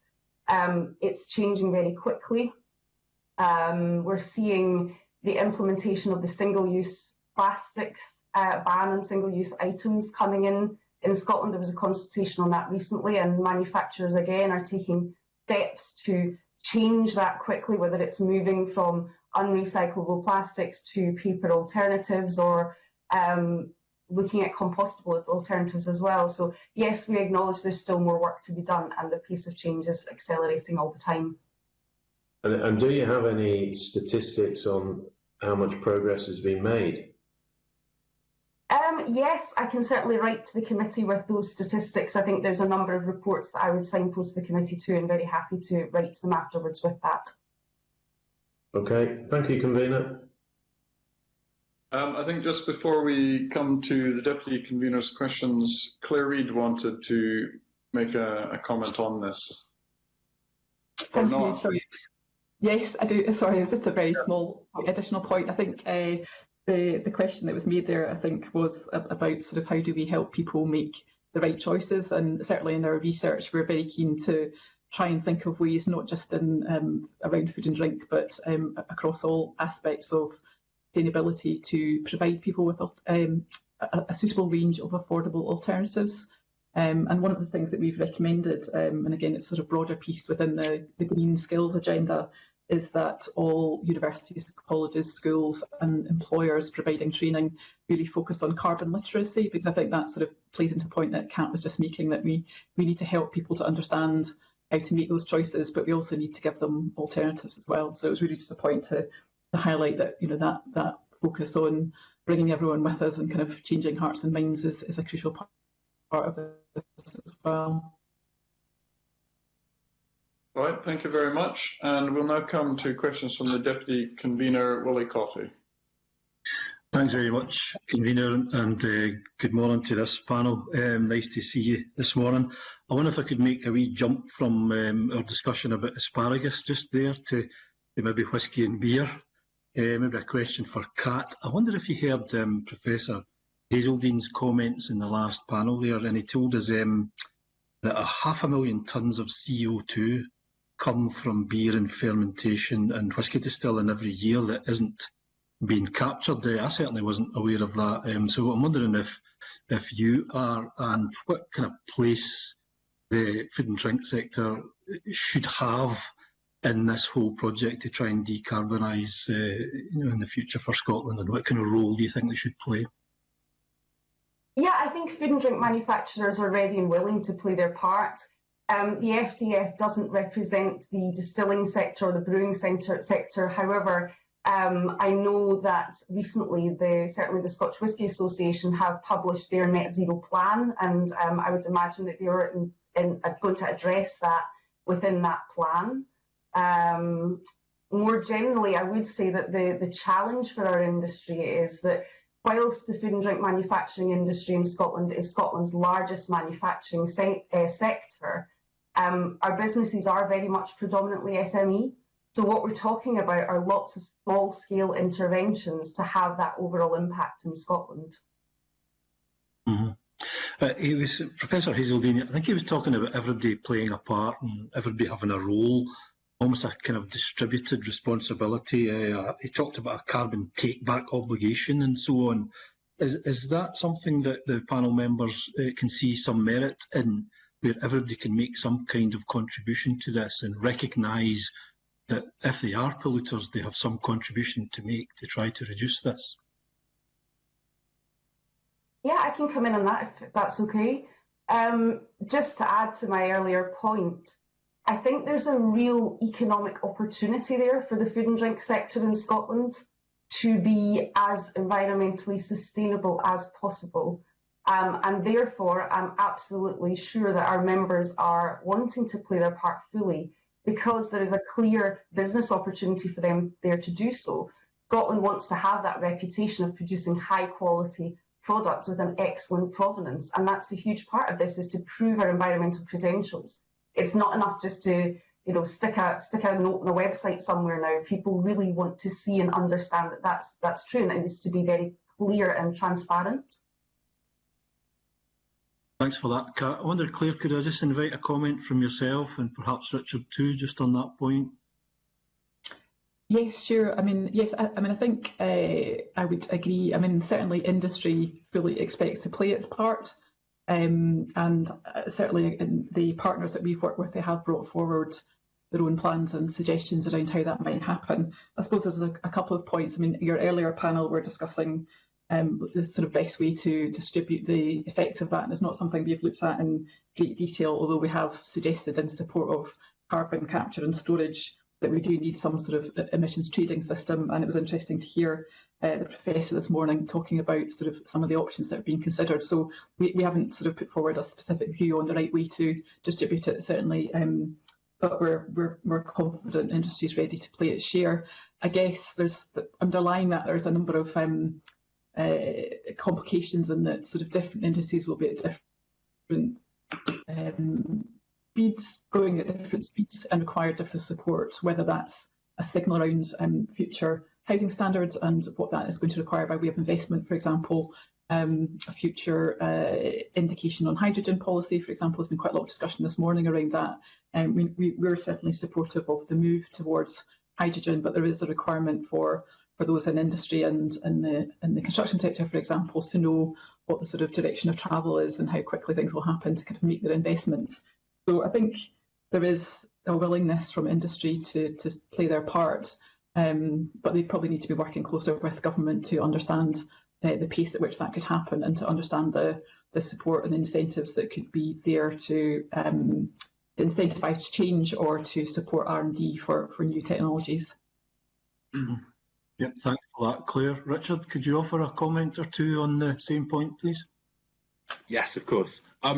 On your first point around the biogenic carbon emissions from the fermentation process, I would caution a little bit. These are relatively small sites. They're dispersed around the country, and that then brings in a cost element. You don't get the same economies of scale. It's harder to get the CO2 from lots of different small sites than from one big site to a potential terminal at St Fergus or Grangemouth and the like. However, the opportunity there is relatively large. So I would echo Professor Hazeldean's thoughts there on that needs further investigation and further push on that to check the cost of those potential negative emissions. That's worth.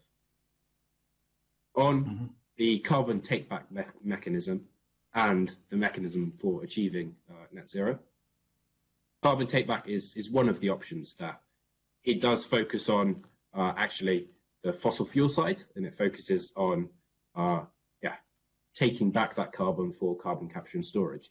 So its applicability there is relatively limited to that option, whereas the other options, which involve switching fuels, for example, to hydrogen and green hydrogen and electrification, they're different fuels with different supply chains, and we need to ensure that the mechanism for decarbonisation is technology neutral, such that we achieve the best outcome for each of the different industrial sectors and industrial sites within Scotland. Different sites will have different demands for heat, for electricity, and for process requirements. And so they might have a different option which is more favourable for them. And we need to ensure that the support mechanisms take that into account and achieve the best outcome for Scottish manufacturing. Within that, I would say that carbon border adjustments raised earlier are an important part of that, where goods are traded internationally. At the end of the day, whether the cost is borne through government and through taxation, or through consumers and through the pricing therein, is important to decide on, essentially. And I think the just transition work there should be focused on. Thank you very much. Thanks very much for that, Richard. I don't know if I have time for a second question, convener. I'll take guidance from yourself. I think yes, if the answers are and the question are sufficiently brief, certainly. Please carry on. Thank you very much. My other question was, it was really about the development of new technologies and so on. If it's impossible to have kind of retrofitting solutions for any of the new technologies that we might deploy here, should the government have a role in encouraging that transition, or should we mandate the decommission of fossil fueled appliances if we just can't provide a retrofit option? It's a bit more of a technical query, so I don't know if Claire might like to start, then maybe Richard.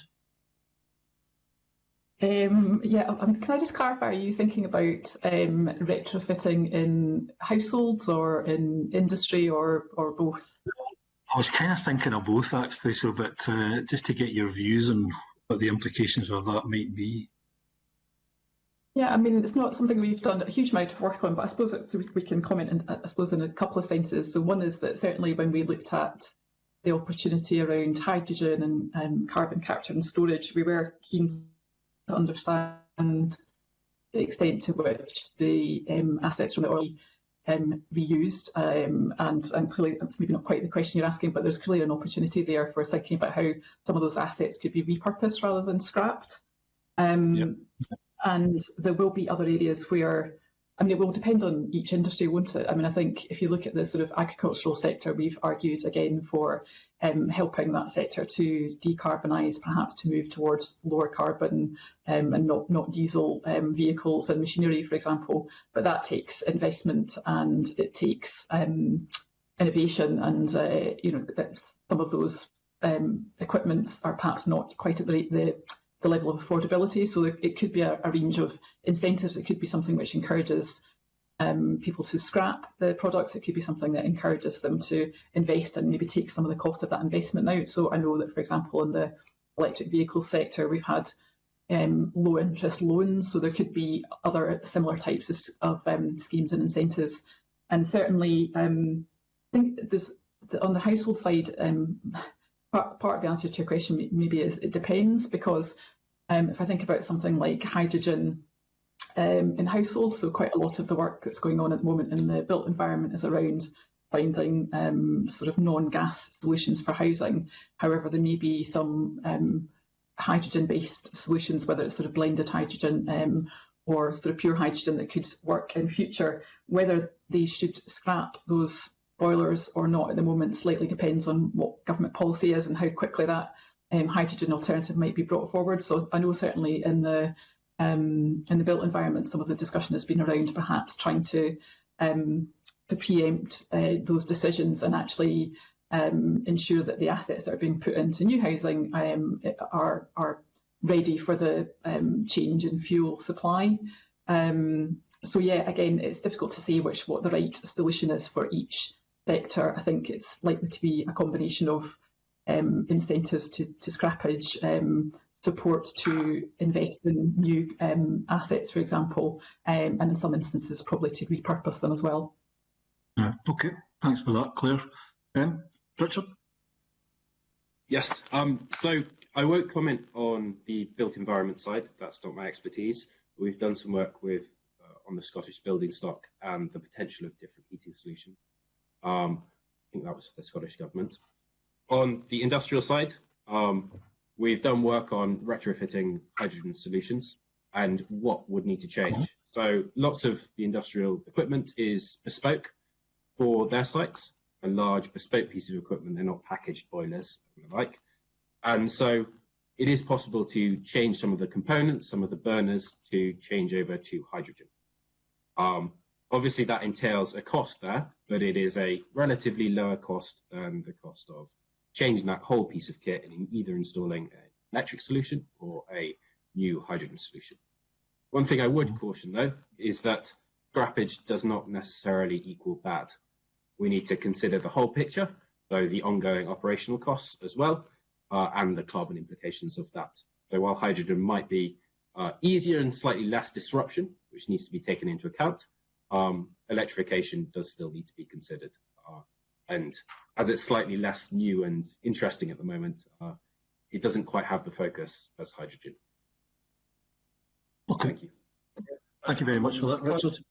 Practice of time, so I'd like to just ask a few questions, perhaps focused, and address one to each of our witnesses, perhaps individually. We've had the question raised, and this is something I think perhaps Richard Simon could give us comment on, about consumers wanting to be renewables friendly, environmentally friendly, but of course consumers have limited time in their life to look at these issues and making the decisions they do. And here's one example, without naming any specific companies, the situation where a consumer decides they'll buy electricity from a company because it's a company that supplies energy that's from a renewable source. They might pay a slight premium on that, but then once the company has them, so to speak, as appears to happen sometimes with companies, then the increases are brought in on an ongoing basis, so that the energy becomes increasingly costly to that customer. Is there anything can be done to try and, I mean, these are two separate issues. One is the question of where the energy comes from, the customer wanting to buy it, and the other is the question of making companies continue to price fairly, as it were. But is there something that can be said about that?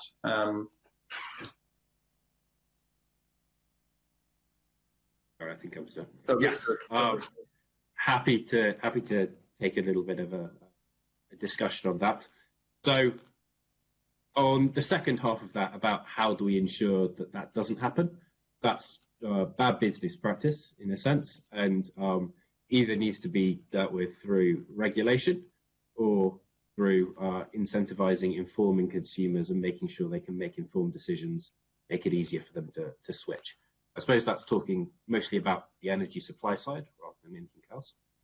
On the manufacturing side and the products that people buy, one thing to mention is lots of these are business-to-business transactions.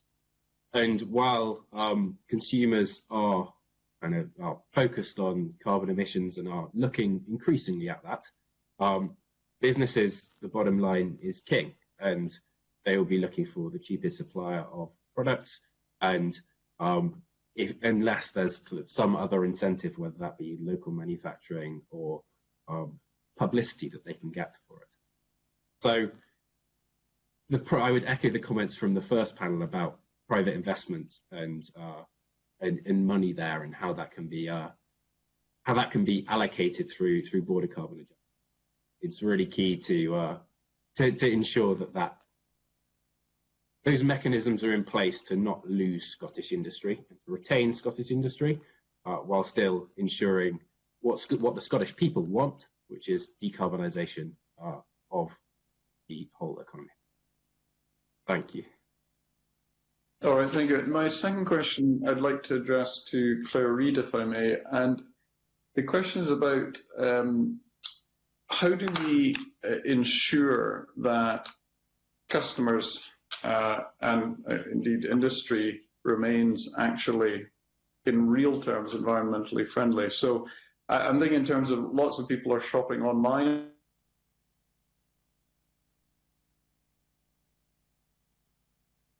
At the minute, come home, there's a bit more information perhaps than when you shop online about the products you're buying. So I'm just wondering what thoughts being given and is being given to that new dynamic, and also the issue of industry companies, producers simply moving abroad to countries where there aren't the regulations or the drive to actually keep production based on renewables and based on sustainable energy. So Claire, if you had some thoughts on that. Thank you. There was a slight connectivity issue there, but I think I'd sort of got the measure of what you were asking. I suppose just a couple of points. I was just going to add on your previous question. There are, I certainly would echo what Richard and what Kat have said around consumer choice. We've certainly in our research been arguing for sustainable consumer choices, and just to flag up, there's quite an interesting scheme and proposal being put forward in France, which is around introducing repair, durability and sustainability ratings for all electrical and household appliances, supported by a national network of repair workshops in local communities, which is a job creation opportunity, as well as a way of educating people about and just making it really easy for sort of sustainable choices. So I just thought I'd just flag that up as an interesting example from abroad. I think on your other point, I wasn't quite sure I understood your first point about sort of making sure that consumers are still the impact of online shopping. Would you mind repeating that again, please? Sorry, the point I was making was that if you go into a shop and actually see products, you can look at the box, see where they're made, see the name of the company. Perhaps it's more obvious than if you're online, and if you're online, you're perhaps not getting the full information about these sorts of things that might affect a consumer's choice in terms of what they buy. Yes. And what I suppose. What can be done? Yes, I suppose it's not something we looked at specifically, but I think possibly it goes back to that sort of ensuring consumers have full information, and arguably that should be the same whether you're buying from a household appliance seller online or but I guess there could be more done with the retail sector to ensure that labelling is front and centre. I would go back to the point that was made earlier about consumer choice. I think there is actually a desire amongst consumers to make more sustainable choices, and I think just sort of to take the second part of your question, I think we should also be looking at this as an opportunity for Scotland as well as a challenge. The more sort of forward-looking producers, and I know there are many in Scotland, are thinking about how our sustainability can be an advantage and how that they can attract consumers, then they're actually making that information much more visible to consumers and reaping the benefits of it. So I think that will to some degree happen under consumer pressure. I think on your second point, it is true that global capital is mobile, and if we look to sort of substantially increase our standards in Scotland, there is that risk of investment that could go elsewhere. But it is a balance, so there's also an opportunity that we need to think about. Part of that is around the resilience of our supply chain, so there may be an opportunity to sort of nearshore some of the supply chains in the UK, and thinking about sort of what that looks like in terms of investment. And I think in terms of inward investment, there is actually also a school of thought which says by having better sustainability standards, having a decarbonised grid, making more of our natural capital resources, and actually investing in a workforce which is has the right sort of green skills and is also very carbon literate, is attractive to investors. So I think there's probably a balance to be struck between setting the right sort of standards that we want to help industry get to the level of sustainability that we want, whilst seeing that as an advantage in terms of attracting investment. All right, thank you very much. And just a quick question for Kat Hay, because I think some of this may have been covered in Graham Simpson's points that he was making. What is a green job when it comes to the food industry, for example? Because when we go into shops and buy fresh fruit, fresh vegetables, they might be flown in from, say, Peru or another country. We buy what's there in the shop, as it were. And it's not as simple as saying, it costs too much environmentally to ship things in from other countries, because the reality is some things, if we wanted to produce them locally, then we might have to bring in workers to pick those particular products. And there's a balance to be struck, of course. So what is being done, or how can the government and Parliament work to get the balance right in terms of, bringing food in and bringing workers in, and this international exchange, as it were, which in and of itself is not necessarily detrimental to the environment, but it's perhaps how it's approached. Yeah, I mean, I think it's a valid point. I think we'd all love to see avocados and bananas grown in Scotland, but I think that's maybe some way away for now. There is a balance to be struck between bringing these products in, and a lot of that will be driven by what the consumer wants. In terms of the green jobs, there's a need in food and drink manufacturing to upskill the industry to be able to look within their operations, and that could be in a number of areas. It could be around the factory operations, so it could be energy managers, sustainability managers, it's packaging technologists, it's people looking at the ingredients and the supply chain and how that works in practice as well. There is a piece of work going on with Skills Development Scotland looking at the future skills need within food and drink specifically, with a massive focus on green jobs and fair work as well. So that research is just kicking off now, but I think there'll be more to say on that in the coming months. All right, thank you very much. And as I've said, if there's any further points any witness wants to make on any of the questions asked, please write into the committee after. We now come to Colin Beattie. Colin Beattie. Thank you, Convener. I've been looking at some of the opportunities and challenges in respect to the transition to a green economy. Are witnesses aware of any country or any region where industry is managing to transition away from carbon in a fair and just way? And if so, what can Scotland learn from that? Anybody? Happy to jump in on this one. So everywhere is beginning progress. Nowhere's far ahead of Scotland, but some places are a little bit ahead of Scotland in some specific technologies, and some places are far behind Scotland. One example that has been brought up previously is Norway. They've got a lot of renewable resources, which Scotland has some of, but not quite as much. However, beyond that, they're also investigating further technology, carbon capture and storage. There are projects and there's large funding going ahead towards the Northern Lights project in Norway. And so they have moved first, and they're already seeing green investment coming in, people asking them for how much would it cost for us to transport our CO2 to your project. So there is an advantage in being first mover. Yeah, there's a risk associated with it too. The technologies might be proven, but linking them up into a whole chain of technologies, there's still a little bit to go there. So there is an advantage to being kind of going first, and I would echo the CCS example in Norway with some other examples of kind of hydrogen use in manufacturing in Japan and the like. Can I ask, since you mentioned Norway, for example, as being going to be a little bit further ahead in some respects than Scotland, I said I was interested in finding if there was a way that a country or region had transitioned away from carbon in a fair and just way. Do you think Norway has achieved that? I don't know the specifics of the just transition investigations in Norway. I know they are going ahead with it. They're quite a rich country with large sovereign wealth. So I think the fair and just angle there, they don't seem to be losing their industry. They seem to be keeping the industrial jobs in the specific regions because of the public funding for those projects.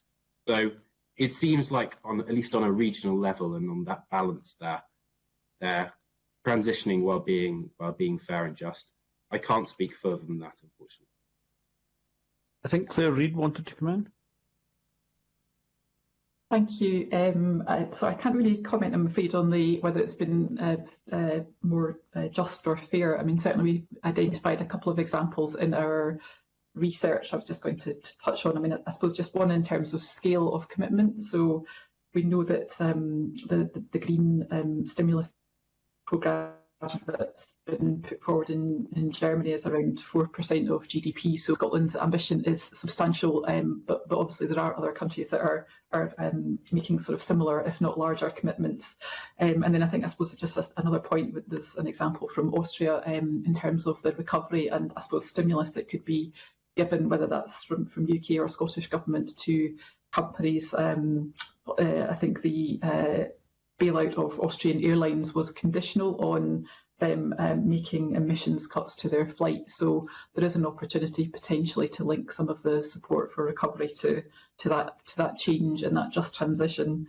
And just a sort of final point, I mean, I suppose our observation would be that actually Scotland's sort of approach that's been set out around just transition is actually seen as quite a leading approach. So I suspect in terms of your country comparators, you may find some that are ahead in terms of specific sectors or initiatives like recycling or like sort of engagement with new types of energy technologies. But I'd be surprised if there's many that have set the same ambition as Scotland. Well, it's good to know that Scotland's a groundbreaker in that. Can I ask another question? We hear an awful lot about the tens of thousands of jobs that this wonderful new green economy is going to create, and highly skilled, well-remunerated employment in this new green economy. But the other side of the coin, of course, is that I must assume that we're going to lose highly skilled, well-remunerated jobs in, for example, the oil and gas industry. Are you confident, are the witnesses confident that these new highly skilled and well-remunerated jobs are going to replace the existing jobs and perhaps provide additional jobs into the economy? Happy to speak on that. Anybody? So we've done some work with the Engineering Construction Industry Training Board on the jobs for the green transition, what's needed in terms of skills and jobs, and how we can train, upskill people there. And there are a lot of similarities between the oil and gas jobs that you were talking about and some of the jobs that are needed, particularly for carbon capture and storage. There's offshore work on renewable energy technologies as well. So there's lots of similarities there between the green transition jobs and the oil and gas jobs that will become replaced as North Sea oil production decreases and as the transition takes place. So I can't speak to specifics on figures and the exact amounts, but there are lots of similarities in terms of the skills. So upskilling will be appropriate, and the regions where lots of these take place in the kind of manufacturing and industrial regions are very similar. And so I would hope that there's kind of a just and fair regional allocation there without too much upheaval. Thank you. In previous evidence that we've taken in this committee, I've seen a figure of around 65,000 new jobs created in the renewables industry and in the green economy. And of course, this is being touted as a huge gain. But I just wonder how many of these 65,000 jobs are actually replacing existing jobs as opposed to providing additional resource into the economy. I think Claire Reid wanted to come in.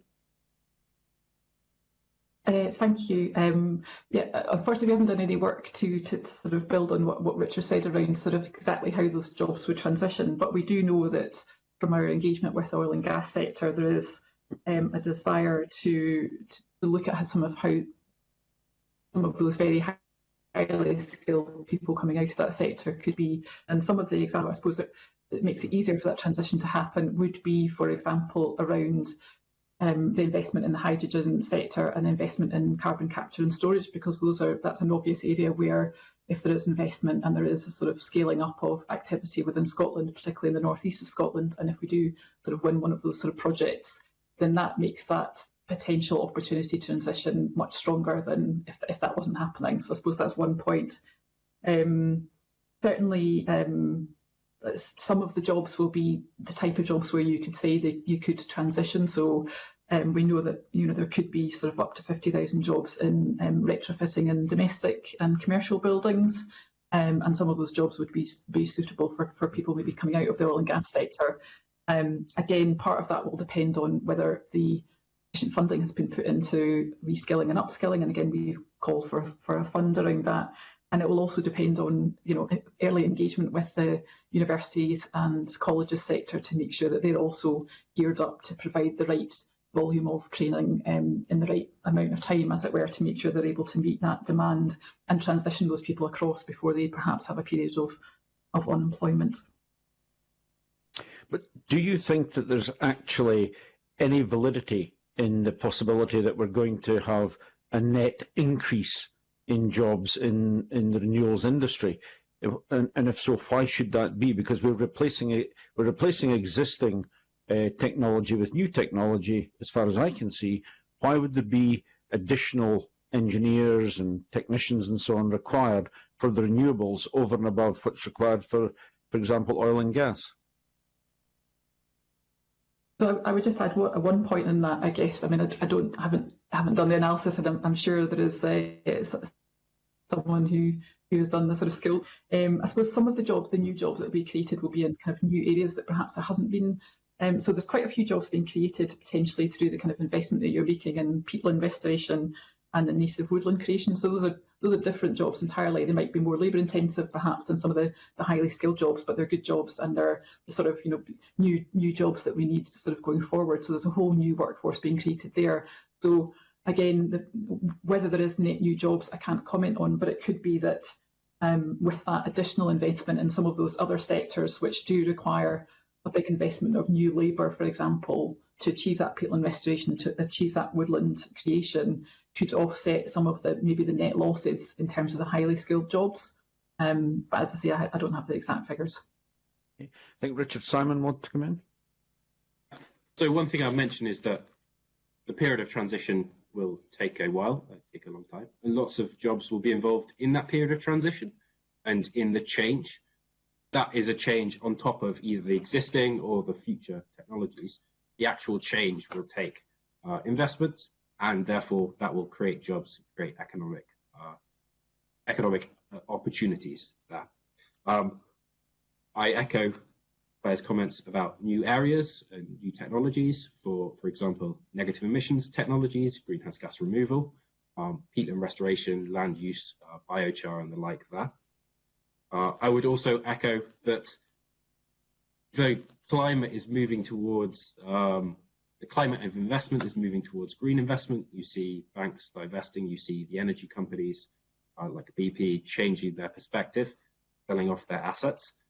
I think if Scotland can position themselves as one of the first movers, for example, having Grangemouth as a low carbon industrial cluster with access to all of that infrastructure, that will provide a big draw in the 2030s and 2040s to companies and investment, which is looking for a site with access to be a low carbon manufacturer.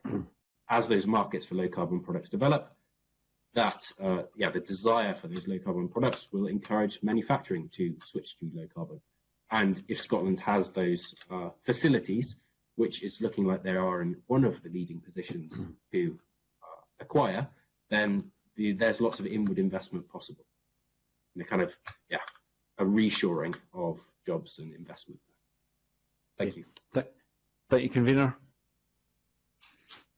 All right, thank you. And now, Richard Lyle.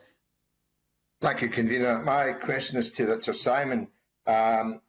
Basically, climate change is important to us all. I don't know if you've had time today to digest today's publication of Scotland's carbon footprint, 1998-2017. Between 1998 and 2017, Scotland's carbon footprint fell by 21.1%, and overall reduction between 2007 and 2017 is 30%. Do you agree that Scotland is leading in this matter, and what more could we do? Yeah. So Scotland's doing very well. I haven't digested the specific publication there. I think that includes consumption emissions as well, and I would echo the points from the previous panel around emissions and offshoring of industry and how support needs to be kept to ensure that that figure comes down, the overall carbon footprint comes down. The UK is a net importer of carbon, and therefore the carbon footprint is harder to reduce than the territorial emissions, which the binding targets are placed on. In terms of how Scotland could... Oh, sorry. Okay, sorry. Sorry, Richard, carry on. In terms of how Scotland can do more and do better, I think the ambition set out in the climate change plan is very admirable and can be achieved. And so I think that keeping on this course while ensuring that industry does not leave Scotland, if we don't provide enough support and enough certainty, the investment will go elsewhere. We're seeing lots of investment in Germany on hydrogen because they have a hydrogen strategy. They have specific policies in place, and therefore industry is encouraged to make the investments there rather than in sites in the UK. And obviously Brexit has an impact on that and how the markets will come out in the future. So that's all I would say really on how Scotland can do that. Thank you. Basically, you've anticipated my second question, which again is, while Scotland has significant advantage in terms of engineering expertise and geological storage, there's also competition from, in particular, Teesside and Humberside. How can Scotland capture the economic and carbon storage benefits and be the best that I believe we could be? And that question is really to Richard and also to Claire.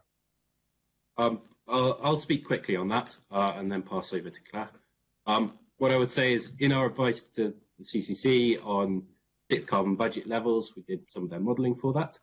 What comes out of that is that the best pathway to net zero within industry and reducing industrial emissions is fast action in all of these industrial clusters.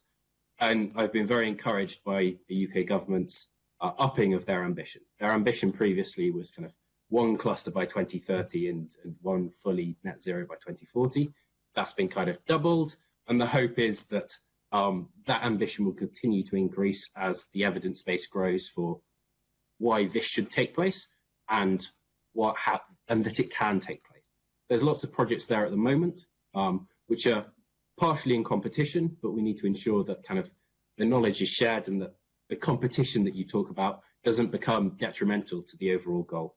I think Scotland's in a very good place there, and as long as the infrastructure and the planning there is proportional, they can capture the kind of economic benefits of both decarbonising themselves, but also export of CO2 to Scotland from other sites with less access to the geological storage, for example, Southampton or South Wales. Thank you. Thank you. Claire? Thank you for that.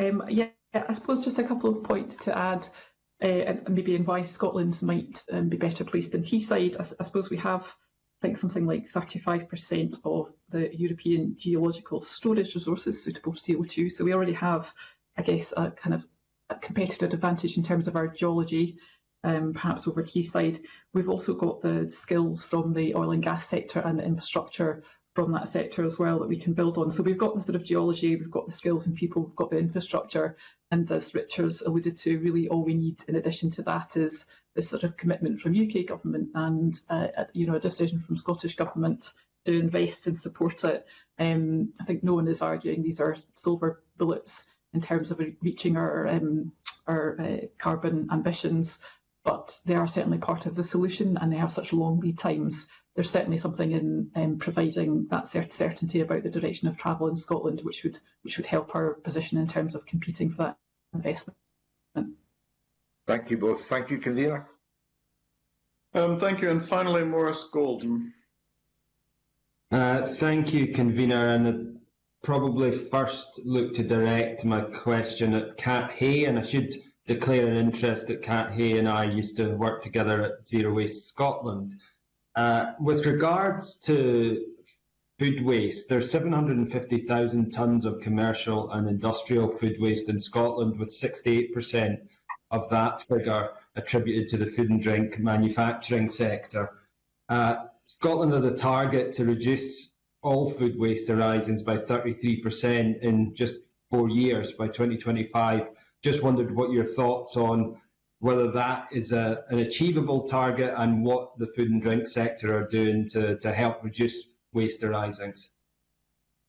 Thanks. Yeah, absolutely. I mean, I think it's going to be an absolutely massive challenge. One of the things that I would say is when the research was published at the time with the food waste figures, certainly our own organisation and indeed others in the food and drink sector did question some of those figures. That's not an issue. It's just that we're not exactly sure as to the waste arising and what that comprises of. There's a big point in there about avoidable food waste versus unavoidable food waste and where that comes in. For example, if you are a meat processor, you're going to have a large tonnage of what would be deemed as food waste, but I don't think anyone was saying that these products would be suitable for human consumption or for passing on to food banks or there, so it's maybe more about valorisation than about stopping things going in the consumer's bins. We are, and our members are very much involved in the Courtauld commitment, which is looking to reduce food waste significantly across the UK. And the reality, in fact, as you correctly say, I was involved in Zero Waste Scotland, is it doesn't make commercial sense to have food waste within your process because it costs money. And very often our food and drink manufacturers are operating on single-digit margins, some of them extremely small. And so looking at process and where waste is arising in their own operations is important. Do I think we meet the target? It remains to be seen, but I think there's a huge challenge to get there, and that target is coming in very fast. We do see support on waste auditing. I think there needs to be some more support in how we implement those changes. Okay, thank you, Kat. And the next question is really around public procurement. Obviously, we had the Sustainable Procurement Act in 2014, which seems to not have shifted the dial in terms of assisting procurement in a more green and sustainable manner. Happy if Kat, if you've got any thoughts on that, and then I'll go around the rest of the panel. Just very quickly, I think the biggest opportunity for green procurement within a food and drink manufacturer is to be procuring green or renewable energy, because that's a huge opportunity there. That's probably the main one from our side of things. Thank you, Kat. Anyone else like to come in on Richard? Sure. On the procurement side, what I'd emphasise is for low carbon products, there aren't many of them out there at the moment. We need the initial catalysis to either create the infrastructure to enable low carbon hydrogen, low carbon CCS, or create the circumstances in which electrification becomes. After that first initial investment, then you can, then the green procurement will see more results, I suppose. But without that, it provides a little bit of a shift in thinking and a little bit of more of an encouragement for businesses and companies to look towards greener and decarbonised manufacture. However, that small shift is very small compared to the scale of the energy cost implications. And so then sites will not investigate that on their own without kind of commitment from government, either on the ongoing costs through business models for industrial fuel switching or CCS, or catalysing the initial investment. Thank you. Thank you, Richard. Claire. Yeah, I suppose just a couple of points to add to that. We're very interested in how community wealth building can support this, and I know there's a couple of examples at the moment which are looking at perhaps how more focused investment locally and investment that's focusing on particularly creating green jobs, and there are a few examples, including one in Ayrshire. We're interested to see how that plays out and how that could potentially impact on greener procurements. It's quite early days, but I think there's kind of some interesting signs there. Public procurement undoubtedly has a role to play if you think about the sort of scale of public procurement in Scotland every year. And certainly I think sort of support for training and investment in procurement professionals, potentially requirements for certification around certain goods. So we've seen, for example, in the forestry sector, a requirement to demonstrate where goods have come from. So there's scope there as well to to look at sort of bringing that into the supply chain or requiring further investment by firms. And we've seen certainly in the built environment, the sector has responded very positively to that, particularly around bringing forward new sort of net zero and circular business models. So we think there's quite a lot of scope there. I suppose the only kind of points I would add to that is it needs to be supported. So it needs to be supported by investment in research and development. So to pilot and trial and develop the kind of business models around some of the things that you'd like to see industry bring forward. And it also needs to be supported by upskilling plans to allow industry to have the right sort of the right skill sets to deliver the kind of low carbon products that you actually want them to deliver. So I definitely think public procurement has a role to play, supported by investment. Thank you, panel. Thank you, convener. Thank you very much. Well, thank you very much to our witnesses today. Thanks for joining us virtually. And we will now, I will suspend the meeting and the committee will move into private session. Thank you.